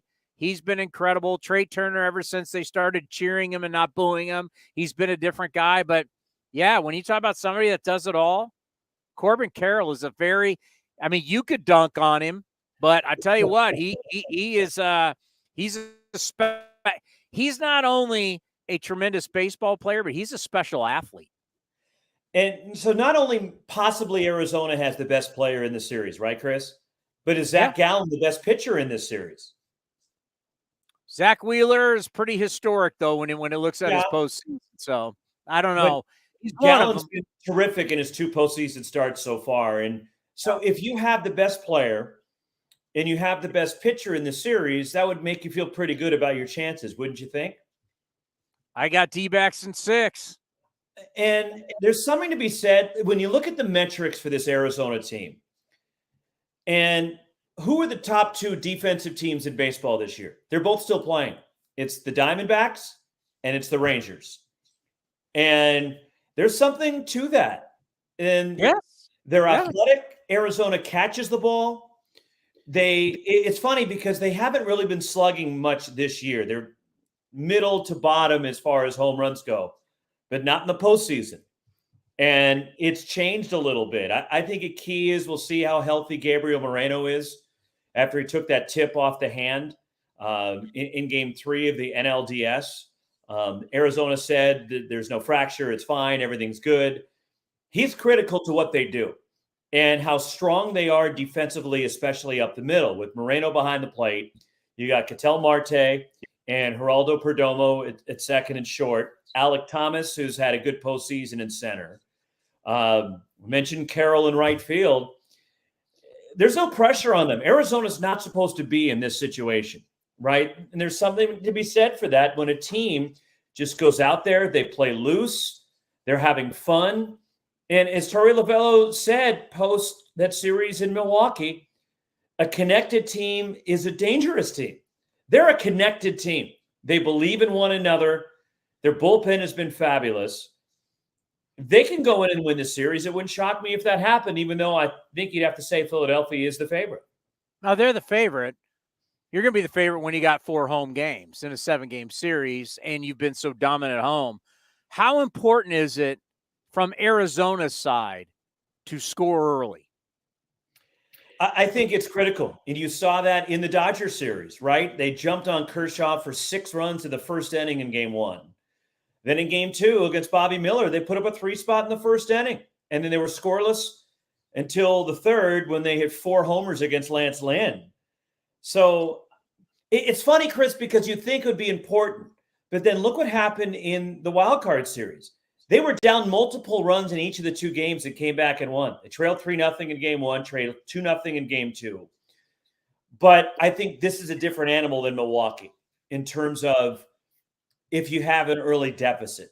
The Brewers don't have the firepower to necessarily put you away. And they just waited out Burns, and they finally got to him in game 1. They waited out in game 2 against Peralta, and they finally got to him, and they took advantage of the Brewers bullpen. This Philly team's a little different. And the Dodgers didn't necessarily have the pitching to, I think, to really take down Arizona, but the Phillies do. When you're going to go Wheeler and Nolan the first couple of games, and you got guys like Suarez who are looming, this is, I think, a bigger animal for the Diamondbacks to deal with, to be honest with you, even though the Dodgers won 100 games and ran away with the West. You know, the thing that they have in Philly, which is so impressive, is they got a lot of velocity, and they got 5 different guys that can close it out, and they got a lot of velocity. Interesting. Braves couldn't hit velocity. D-backs can. And that's something that they really worked on, Chris, as a group. And talking to Torey Lovullo before games and some of our conversations about just how good of a fastball hitting team they are. As you and I talked about that, and how good I felt about their chances up against the Dodgers, considering Miller and Lynn rely on the fastball. Well, they work on this. It's not by accident, Chris, that they're a good fastball hitting team. This is something they actually work on. They crank up the velocity machine, and they hit against it often. They do it once a homestand. They do it once a road series to get ready for velocity. And so if you're just going to come at them and try to blow them away with 96, 97, good luck, because that's what they hit. You have to be dialed in with your off speed. You need to keep them off balance because they can square up the velocity pretty good. Yeah, they're second in batting average against teams that are 97 plus. Pitches 97 plus. They're second in all of baseball in batting average. They're first in on base percentage. So you can say, I'm bringing the fuel at you with the bullpen, and even Wheeler gets it up there. But, you know, we'll see. That's why and this home field advantage thing, I mean, these numbers don't lie, Roxy. I mean, since Citizens Bank Park opened up, it's Philly. You've ever been to a game in Philly? I'm talking Eagles. I've never done Sixers. I've never done Flyers, but I know what it's like for Eagles. I know what it's like for Phillies. It's intense. Philly's an intense town. It is. It just is what it is. And they do not lose at Citizens Bank. It's like, I think what excites me about this is that in the ALCS, we've got 2 teams don't like each other and they know each other so well, right? You're in division, you know each other, right? That's just the way it is. Astros, Rangers, they know each other. Let's see what you got. This one, the NLCS to me is like two teams that have the it factor, right? They didn't win their divisions. They're red hot. They got everything's going their way, and two it factors clash. And when two it factors clash, only one of them's going to win, obviously, Captain Obvious. But that's what I like about it. Both have so much going for it. Something's got to give. And you mentioned the road challenges that the Diamondbacks have to deal with in going to Philly. And they've done it so far. There was a strong home field advantage in Milwaukee. That crowd was ready, and it didn't phase the Diamondbacks. And we know how it can be They a had Dodger Bernie Stadium. Brewer, for God's sakes. We forgot we had this guy. Bernie, look at this. Bernie Brewer. They took down Bernie Brewer in the house that he built in Milwaukee. And didn't even phase them with the whole huge slide in left field, right? But then you also deal with Dodger Stadium, which is its own animal, right? Yeah. In terms of the volume that they crank up and the crowd that, yes, they arrive late and they leave early, but they were passionate for the series, and they were frustrated when they fell behind in each of the two games. So Arizona's been road tested. And I think, look, we know so much about the Phillies because of their squad, and they went to the World Series last year. America really hasn't been introduced to the Diamondbacks until probably, what would you say, Chris, the Dodger series? And maybe a little bit in the wild card too? Like, who are these guys? Because they played the Dodgers, that really people went, whoa. And how are they doing it? It's because, they're young players, those veterans. Tommy Pham has always been a really good postseason hitter. Christian Walker's come up with some big hits so far in the postseason. I mean, how crazy was that moment with Gabriel Moreno, right? When they called the ball down the right field line foul, and after initially saying it was a home run, the umps got together and overturned it and said foul ball. And the very next pitch, he crushes out to left field. That kind of sums up what this team has been about in the postseason, that nothing phases them. And they're going to go to Milwaukee, and yes, it can be, or to Philadelphia, and yes, it can be intimidating in dealing with that crowd. But to quote the great Josh Beckett from 20 years ago, we're just young and dumb enough to win this thing. Yeah, and you give Philly a lot of credit. 2 straight years, they're doing it again, and led by Bryce Harper. This guy's special. And he's going to have a plaque someday in Cooperstown. And, not every superstar who signs a big contract lives up to the billing, right? A lot of guys can put up regular season numbers, but you put the bright lights and the expectations on them, and they don't always come through.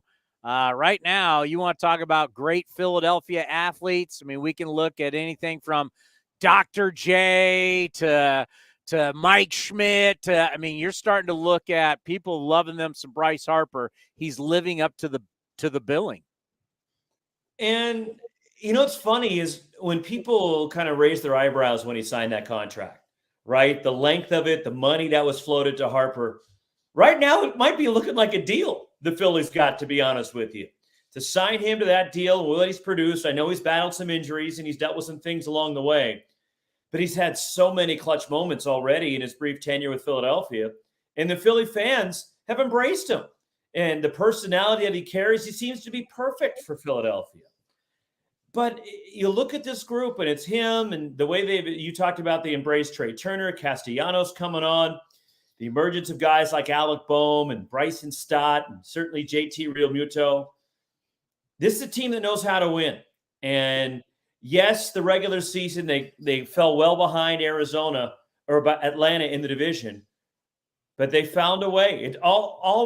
As we've learned the last number of years, just find your way into the postseason. That's all you got to do. In these short series, anything can happen, and if you can get hot. And a team that's been good for over the length of the 162 games. The Dodgers who won 100 games for the 4th consecutive full season. The Braves who did it again. But their pitching was both. I thought the Braves and Dodgers pitching was a question going in when the Braves dealing with the finger issue for Morton and Max Fried.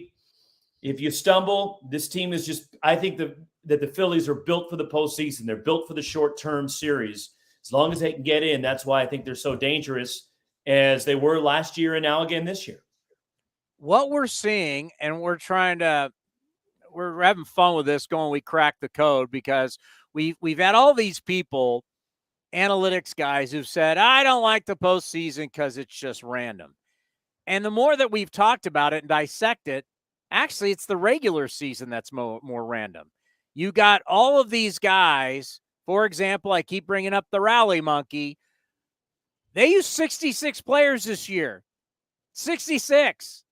So that means the Astros, the Mariners, the Rangers, all teams vying for the postseason had to play against 66 different dudes.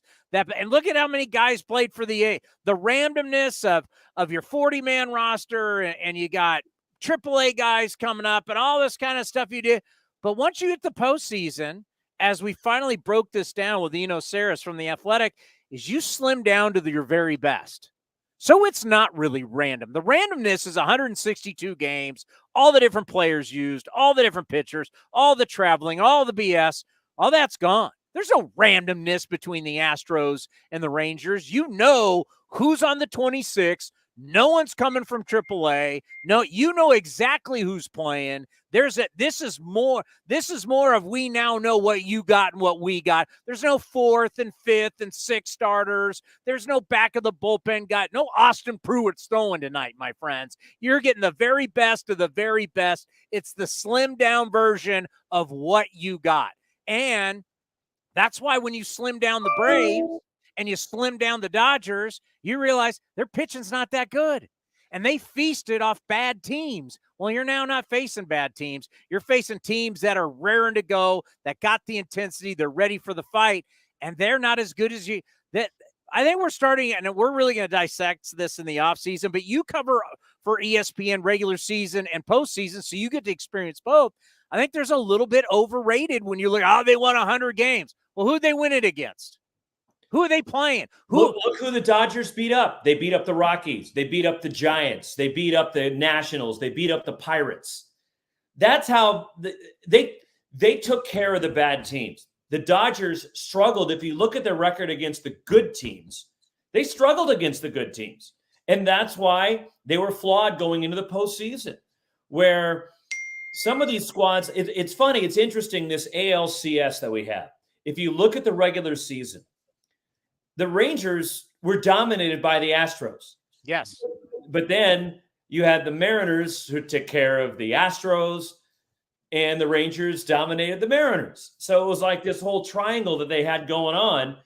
But then you're looking at the first couple of games of this ALCS right now, and with Texas up winning in game 2 and winning game 1, showing you that the postseason, it doesn't matter. Because in the regular season, yes, you're built for a 3-game series. But you don't know when the series starts.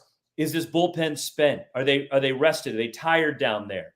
What pitchers are available? How does it line up like you were talking about? Are we going to get a 4th and 5th starter in this series? That's not happening in the postseason. And the strength at the top of rotations with Arizona, with Gallen and Merrill Kelly, right? And there's questions when you get to 3 and 4, what's going to happen with them? Is Brandon Pfaadt? How is he going to handle starting a game 3 at Chase Field in Phoenix? Well, he handled game 3 pretty well against the Dodgers. So once you get to that point, I think it's a little bit different in terms of the way you look at the postseasons. Bullpens, who's healthy, because all of a sudden the series starts, you have some time off, you can set it up how you want it. And that's a huge advantage for the teams that are top heavy in their rotation.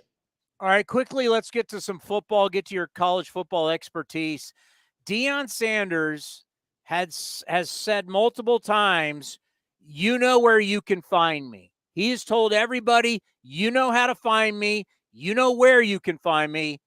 Did Stanford go find him? Unfortunately for Coach Deion Sanders, they did. And give Troy Taylor a lot of credit. Tony, whatever adjustments that Troy made at halftime, were phenomenal. Well, I can tell you, I was at the Willow Glen Lee High School football game as my kids were cheering. Okay. And I'm getting, because for all the Bay Area teams, like we do because these damn apps, I get all the updates and I look down, boop, Stanford's down 29-0 at half. You got to remember, Stanford's been playing football, Roxy, for well over 100 years. This is the greatest second half comeback in over 100 years of Stanford football. That's crazy. And to be honest, Chris, I went to sleep. I went to sleep at halftime. I did. I was in Utah. I was getting ready to call Utah and Cal the next day for Pac-12 Network. And so it was like I went to sleep about 10:30, Mountain Time, and I wake up to my phone just absolutely lighting up in the middle of the night. Like texts from so many people that you watching this, Yeah. you see what happened in Boulder? I'm like, no. Then I wake up, I'm like, come on, this didn't really happen. Like I had to go through numerous people to make sure that it actually happened. I didn't believe it when I read it from one person. And what an incredible comeback. And Alec Iomanner, the receiver who established his new Stanford single game record for receiving yards in a game. Look, we knew Colorado had its deficiencies, but I think it goes to show you the strength of the Pac-12. Considering the first couple of weeks, they win at TCU, who played for the national championship last year. Then Colorado hammers Nebraska. It shows you the depth of this league, that teams that Stanford, who are thought to be an afterthought in terms of the talent in this league, well, they just went and did what they did on the road in Boulder. And it really is impressive to see, and at the same time, sad to see what's happening, considering this is the last year of the conference as we know it. Yeah, SC, by the way. Move. Why can you not play defense? Like how can you not? You got all these blue chip guys, you got all this talent. You're now able to bring in whoever you want with the nil money and all of that. How can you not play defense? And last year, they were able to overcome their deficiencies, Chris, on that side of the ball because they were able to generate so many turnovers, right? When you look at their turnover margin last year, they led the country. Yes, they gave up points, and yes, they gave up yards, but they were able to be opportunistic. That's why they were in that position. If they'd won the Pac-12 championship game to go to the college football playoff, it was because their defense created turnovers. This year, that's not happening. And Notre Dame spanked them pretty good the other day.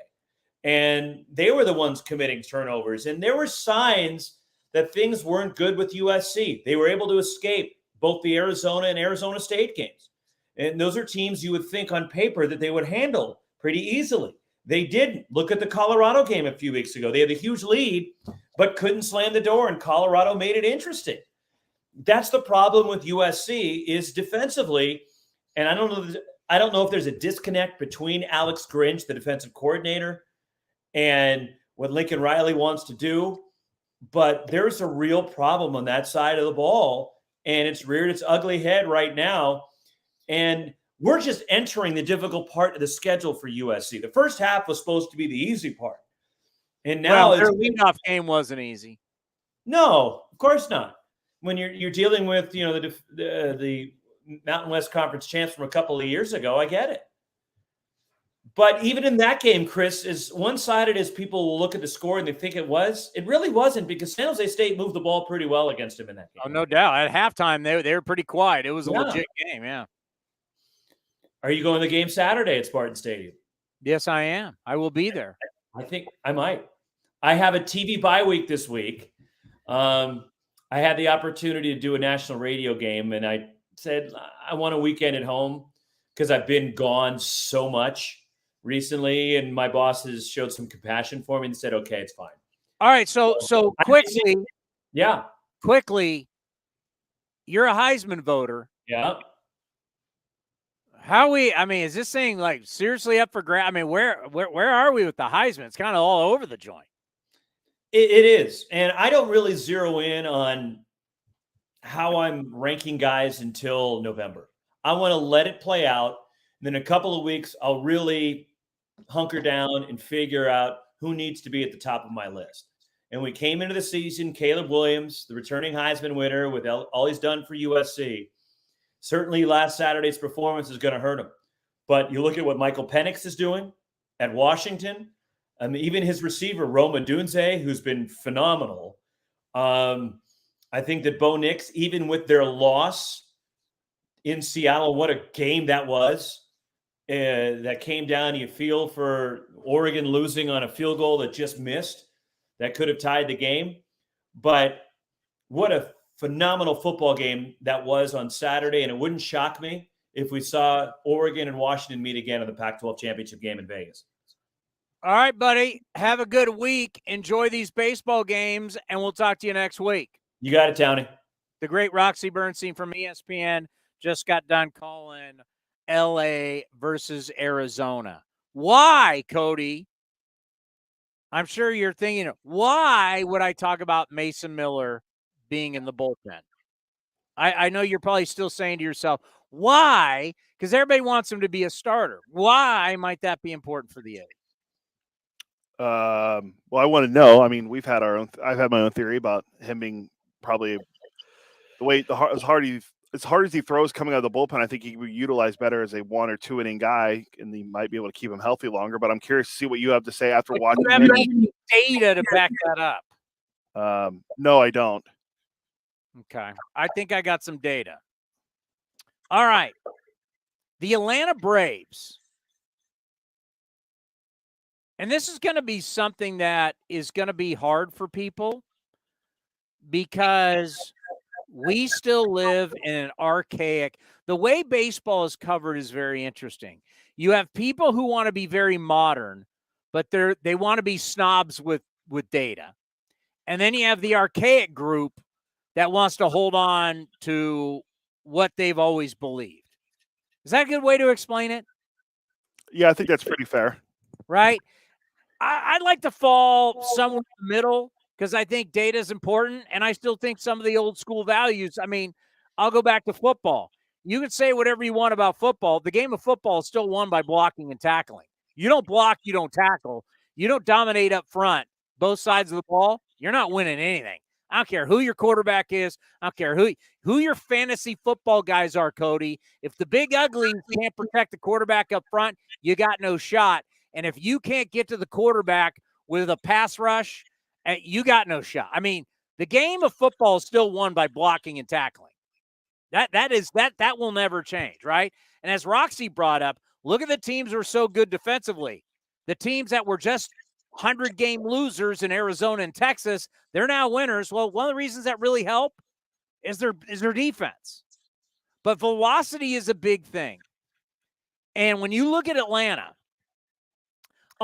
this year had a record slugging percentage. Remember, they hit 307 home runs, but Atlanta's slugging percentage against pitches 96 miles an hour or slower was .512. That's incredible. As a team. Cody. .512? Yeah, because they finished what? Didn't they finish with over 500 overall, right? They're the first team ever to finish. They're the first team ever to finish a season. I don't know how. I know it's at least modern day baseball, whatever we want, live ball era, whatever. They are the only team to ever finish with a 500 slugging percentage. Okay. Now against 96 or slower, their slugging percentage as a team was .512. You start bringing the big gas in as a team, 97 or faster, it drops all the way to 396. Their slug dropped from .512 to 396. There is reasons why teams who dominate the regular season and get into the postseason don't win. We want to act because what happens is, folks, getting to the analytics crew, they want to find reasons why their numbers don't work. They want excuses, right? The famous thing, Billy Bean, Moneyball, my stuff doesn't work in the postseason. Well, there's a reason. There's always a reason why stuff works and doesn't work. And what you're seeing here is Atlanta against people who don't throw gas, they feast. You do throw gas, they struggle. Well, what does Philadelphia do better than anybody else? I'll tee it up for you, Cody. What do the Philadelphia Phillies, what are they for sure, other than winning at home in the postseason, what is Philly number one at in baseball? Relief, let me guess, relief pitchers that throw over 97 miles an hour. 2,022 pitches. Is that a small sample size? That's a pretty big sample size. 2,022 pitches thrown by the Phillies bullpen. 22% of their total pitches are 97 or more. Remember, there's a lot of breaking balls thrown in baseball these days. Slider, slider, slider, sweeper, sweeper, sweeper. But when it comes to bringing the gas, nobody throws harder 97 or more than the Philadelphia Phillies. They are numero uno in baseball. So when you start matching that up, because the Philly starters, especially like Wheeler, Nola. I mean, Ranger Suarez is not going to be that guy, but their starters bring it, and then now you're bringing in they're bringing in the 5-headed monster. The Braves batted just 186 overall in the series. And let's see here, 13-6. By the way, their OPS they're slow. So the Braves batted 186 in the series. This is your massive, we hit more home runs than anybody else. All these talking heads were saying it could be the greatest lineup. I still got to bust Vince Cotronio's chops, because if you remember one of my late third inning hits, I was like, hey man, we haven't had a team who led the league in home runs win the World Series since the 09 Yankees. And I had a bunch of these statistics why the Braves could be vulnerable. Remember what Vince said to me when I threw it back to him, my third inning hit? I'm trying to remember now. He said, talk to me in October. Oh, okay. Yeah. Cliche. It's October. Braves batted 186 overall in the series, but against pitches 97 or more, the Braves only hit 115 against the Phillies in that series. And the OPS was 363. Essentially, there is a reason their pitching stunk, their starters stunk, and they couldn't hit velocity. So don't tell me there's randomness of why teams lose in the playoffs. They couldn't match the intensity. They couldn't match the fastballs. They couldn't hit. There's a reason why the mighty Atlanta Braves went home. They were a one-dimensional team. You took away their one dimension, and they couldn't beat you. They got no way to beat you. That's just fact. So that's why I say Mason Miller to the bullpen for the A's may not be a bad deal, to have a guy who can crank it up to 102, 103 sitting in your bullpen for the postseason. And you might say, Townsend, they're not going to the postseason. I get it. I don't know if he can stay healthy as a starter. And you see teams, i.e., what if the Corbin Carroll of the A's is Zach Gallen? I know that's a stretch, but what if this young group can turn it around pretty fast? You're going to need some gas in the bullpen. And the one guy that you got that has that kind of gas is Mason Miller. Mason Miller, who was it? It might have been, I like to show Foul Territory. They do a lot of what we do. I respect what they're doing because they got a lot of former players. It was somebody on Foul. It was that crazy Jonathan Papelbon. Oh, my God. Jonathan Papelbon admitted that he was doing like uppers and 3 shots of Jaeger before he went. I mean, the guy's a nut job. But Papelbon said it. He goes, if you're a starter and you don't go very many innings, you really don't affect the game. And I agree with that.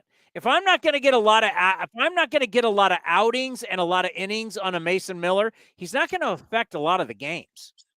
But if I can get a lot more outings of him out of the bullpen, he's going to affect a lot more games.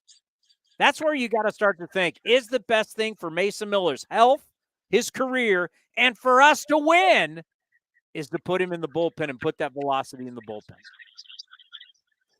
I think that's the right play. And because as you mentioned, having data to try to keep him healthy, I think that might be the best way to try to see if that's what we're able to do. And that's what the team started doing towards the end of the year this year, is you had him pitch later in games and pitch only a couple innings.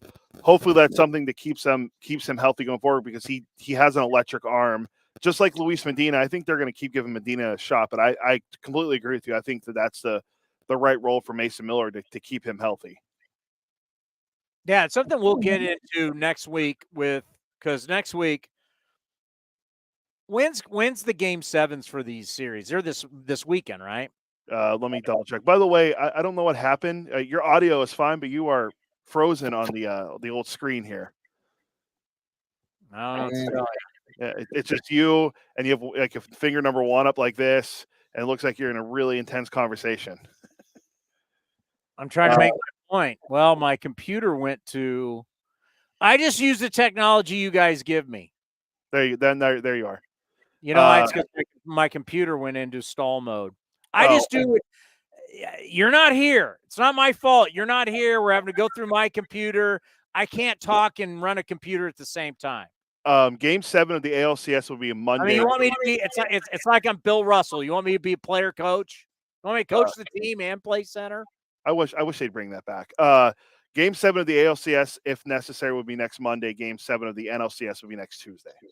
Oh wow! So when we're back on next week, we could still be in the NL and ALCS. World Series Game 1 would be Friday. Because I do want to get into a little more with Scott Emerson about he told me at the end of the year he thinks everything that they worked on is fine and dandy now, but really a lot of it will be about how players take that into the offseason and how you then implement it next year. Because changes in life don't happen overnight. Remember that. Changes in life don't happen immediately. Like Bill Romanowski used to tell me, it's 24 days it takes to change a habit. You have to stop something for at least 24 straight days to break the habit mentally or something like that. I'm sure there's a lot of people that have different viewpoints on that, but it takes time. You want a bad cliche? It takes a long time to turn a boat, Cody.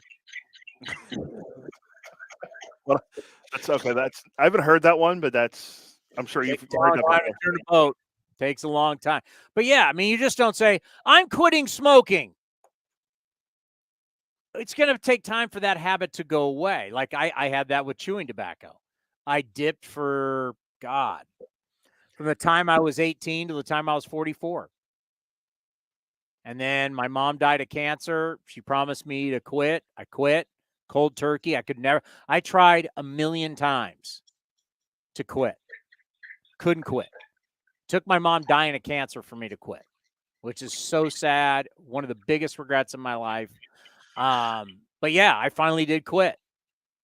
I dipped for a long time. It's hard to change habits. So the point, I didn't mean to go morbid on you. The point is that you can implement changes, right? Like they did swing changes with Shea Langoliers. You started to see the changes. They did swing changes with Ruiz. Gonna take some time. And you take that into the offseason.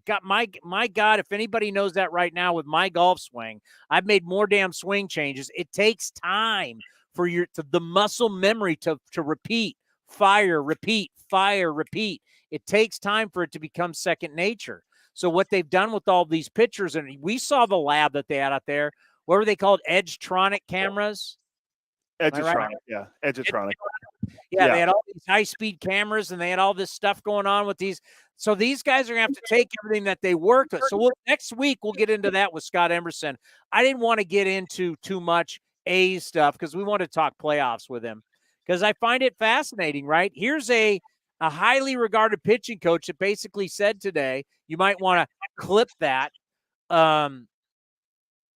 where he essentially said, I want the postseason to be kind of like the regular season. I don't want to like all of a sudden flip out and change everything and panic. You mean like the Toronto Blue Jays? Did the Toronto Blue Jays do exactly what Scott Emerson doesn't want to do?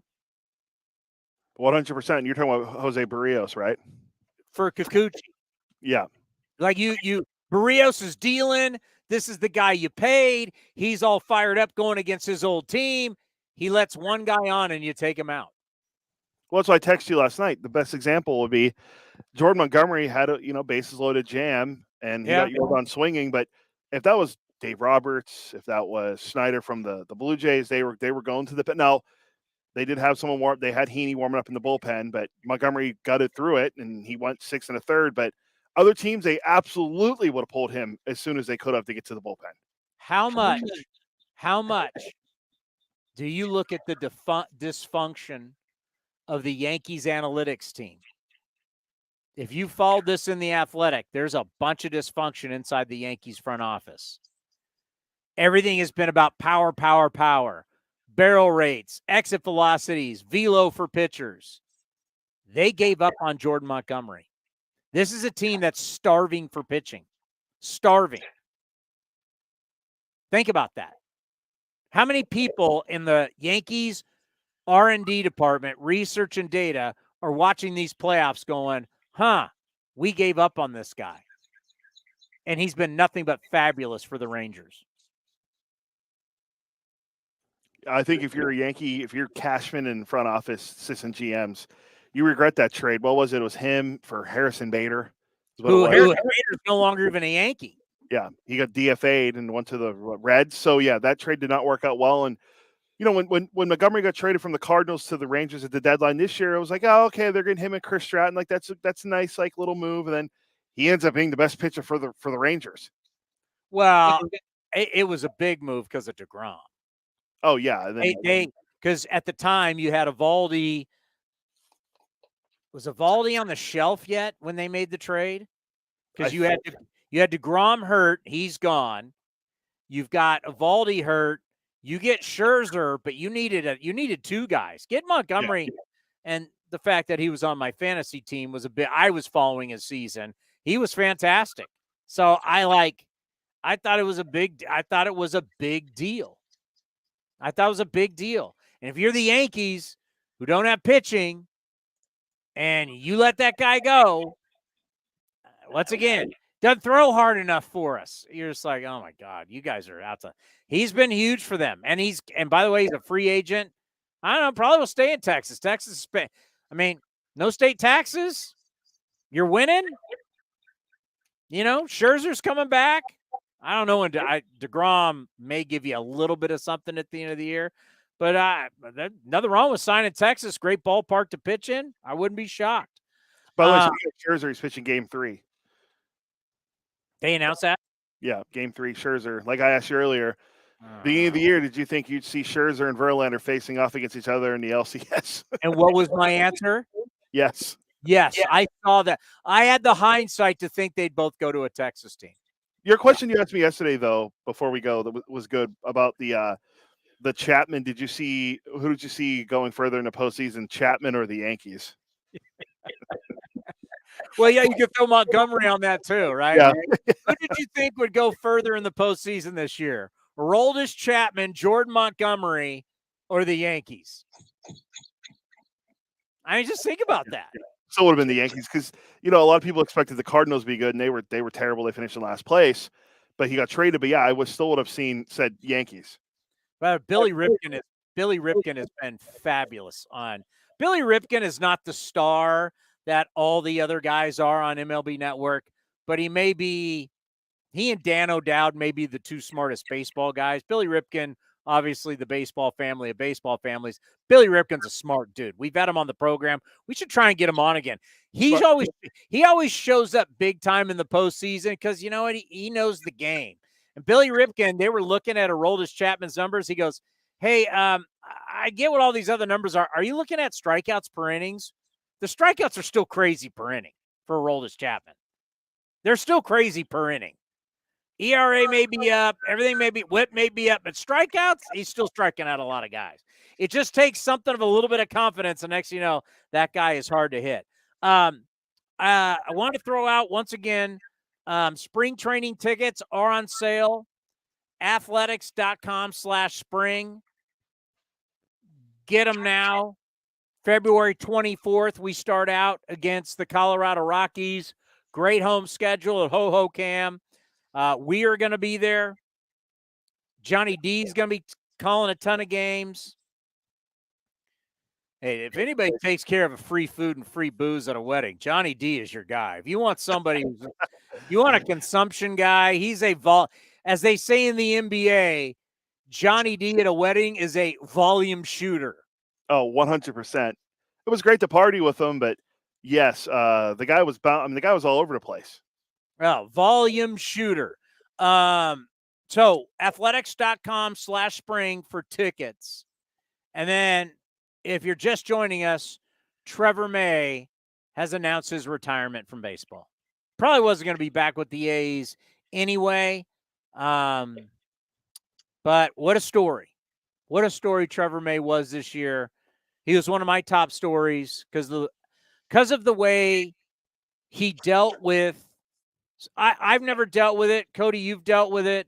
You could probably speak about this a little bit better than I can, but the way that anxiety and disorder and depression, he dealt with it head on, and he did it publicly. He didn't hide from it. He came back and told everybody, this is what's happening. This is what I'm dealing with.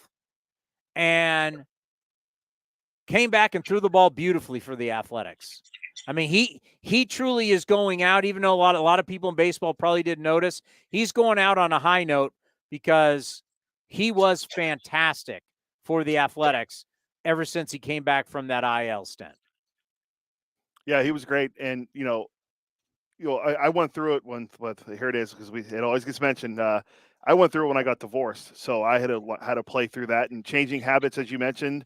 Romo saying it takes 24 days. Yeah, that is 100% accurate. And what Trevor May was able to do this year, taking some time for himself to get it straightened out and to work through it and come back and finish the year like he did was awesome. I think what he showed for everyone who's dealing with anxiety is that you can battle through it, and you don't have to hide from it. And I thought that he did a great job with that.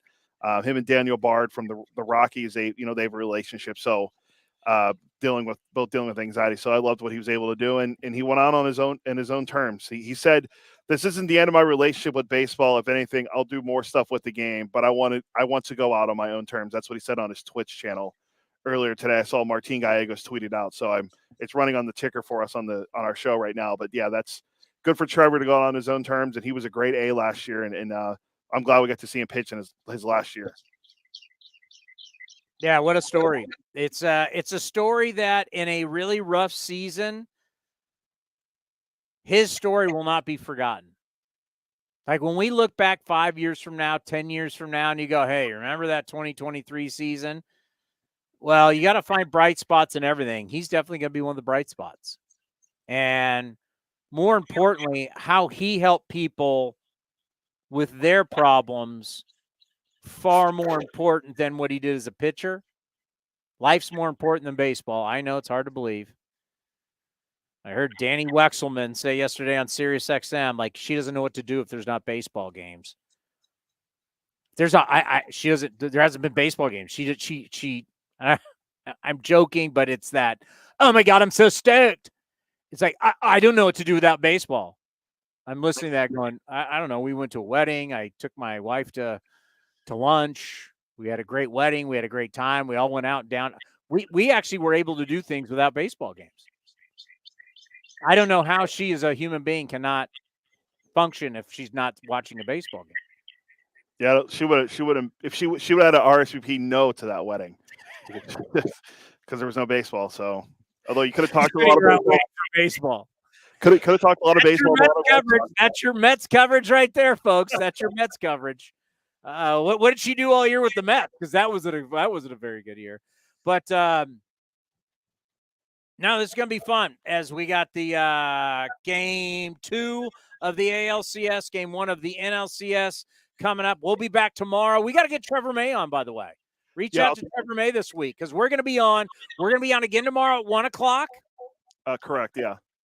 We're going to be on tomorrow at 1:00. Tuesday, I got a business meeting with the sponsor below. Wednesday. What's up? Wednesday. Wednesday, sponsor below. Support the sponsors. And then we're back Thursday at 1:00, and then we'll be back Friday at 1:00. We got a jam-packed week for you. Yeah, so tomorrow we're gonna have Brent Rooker, A's All-Star, 30 home run hitter. He's been great on Twitter talking about sweepers and postseason. Well, Sarah Lang's our great friend from MLB.com. Oh, and Blummer, because we got the Astros are here. And Blummer? Yeah. Wow. Oh, they're gonna have a day off. Yeah, so that's why I was able to get Blummer. Then Thursday we're going to talk to Gonzo, Luis Gonzalez, which is going to be great to catch up with him. And Friday I got it confirmed. The smartest man in baseball is going to be with us on Friday. The great Doug Glanville. Oh, Doug Glanville. He's one of them, no question. Oh, Chris Young's a Princeton guy. Who'd you say is a Princeton guy? Chris Young. Yeah. No, but Craig Breslow was the smartest man in baseball. Yeah. He's with and then it became Sam Fold. Yeah, both former A's. Yeah, Breslow was with the Cubs. I forget where he's at now. I think he took a different job. He was like a pitching strategist or something with the Cubs. I think he might be doing something else. The great Doug Glanville's calling games for the postseason still, right? Yeah, it's him and Boog Shami are calling he's on the call for D-backs and Phillies. So it's why it's going to work out on Friday for him. All righty, my friend.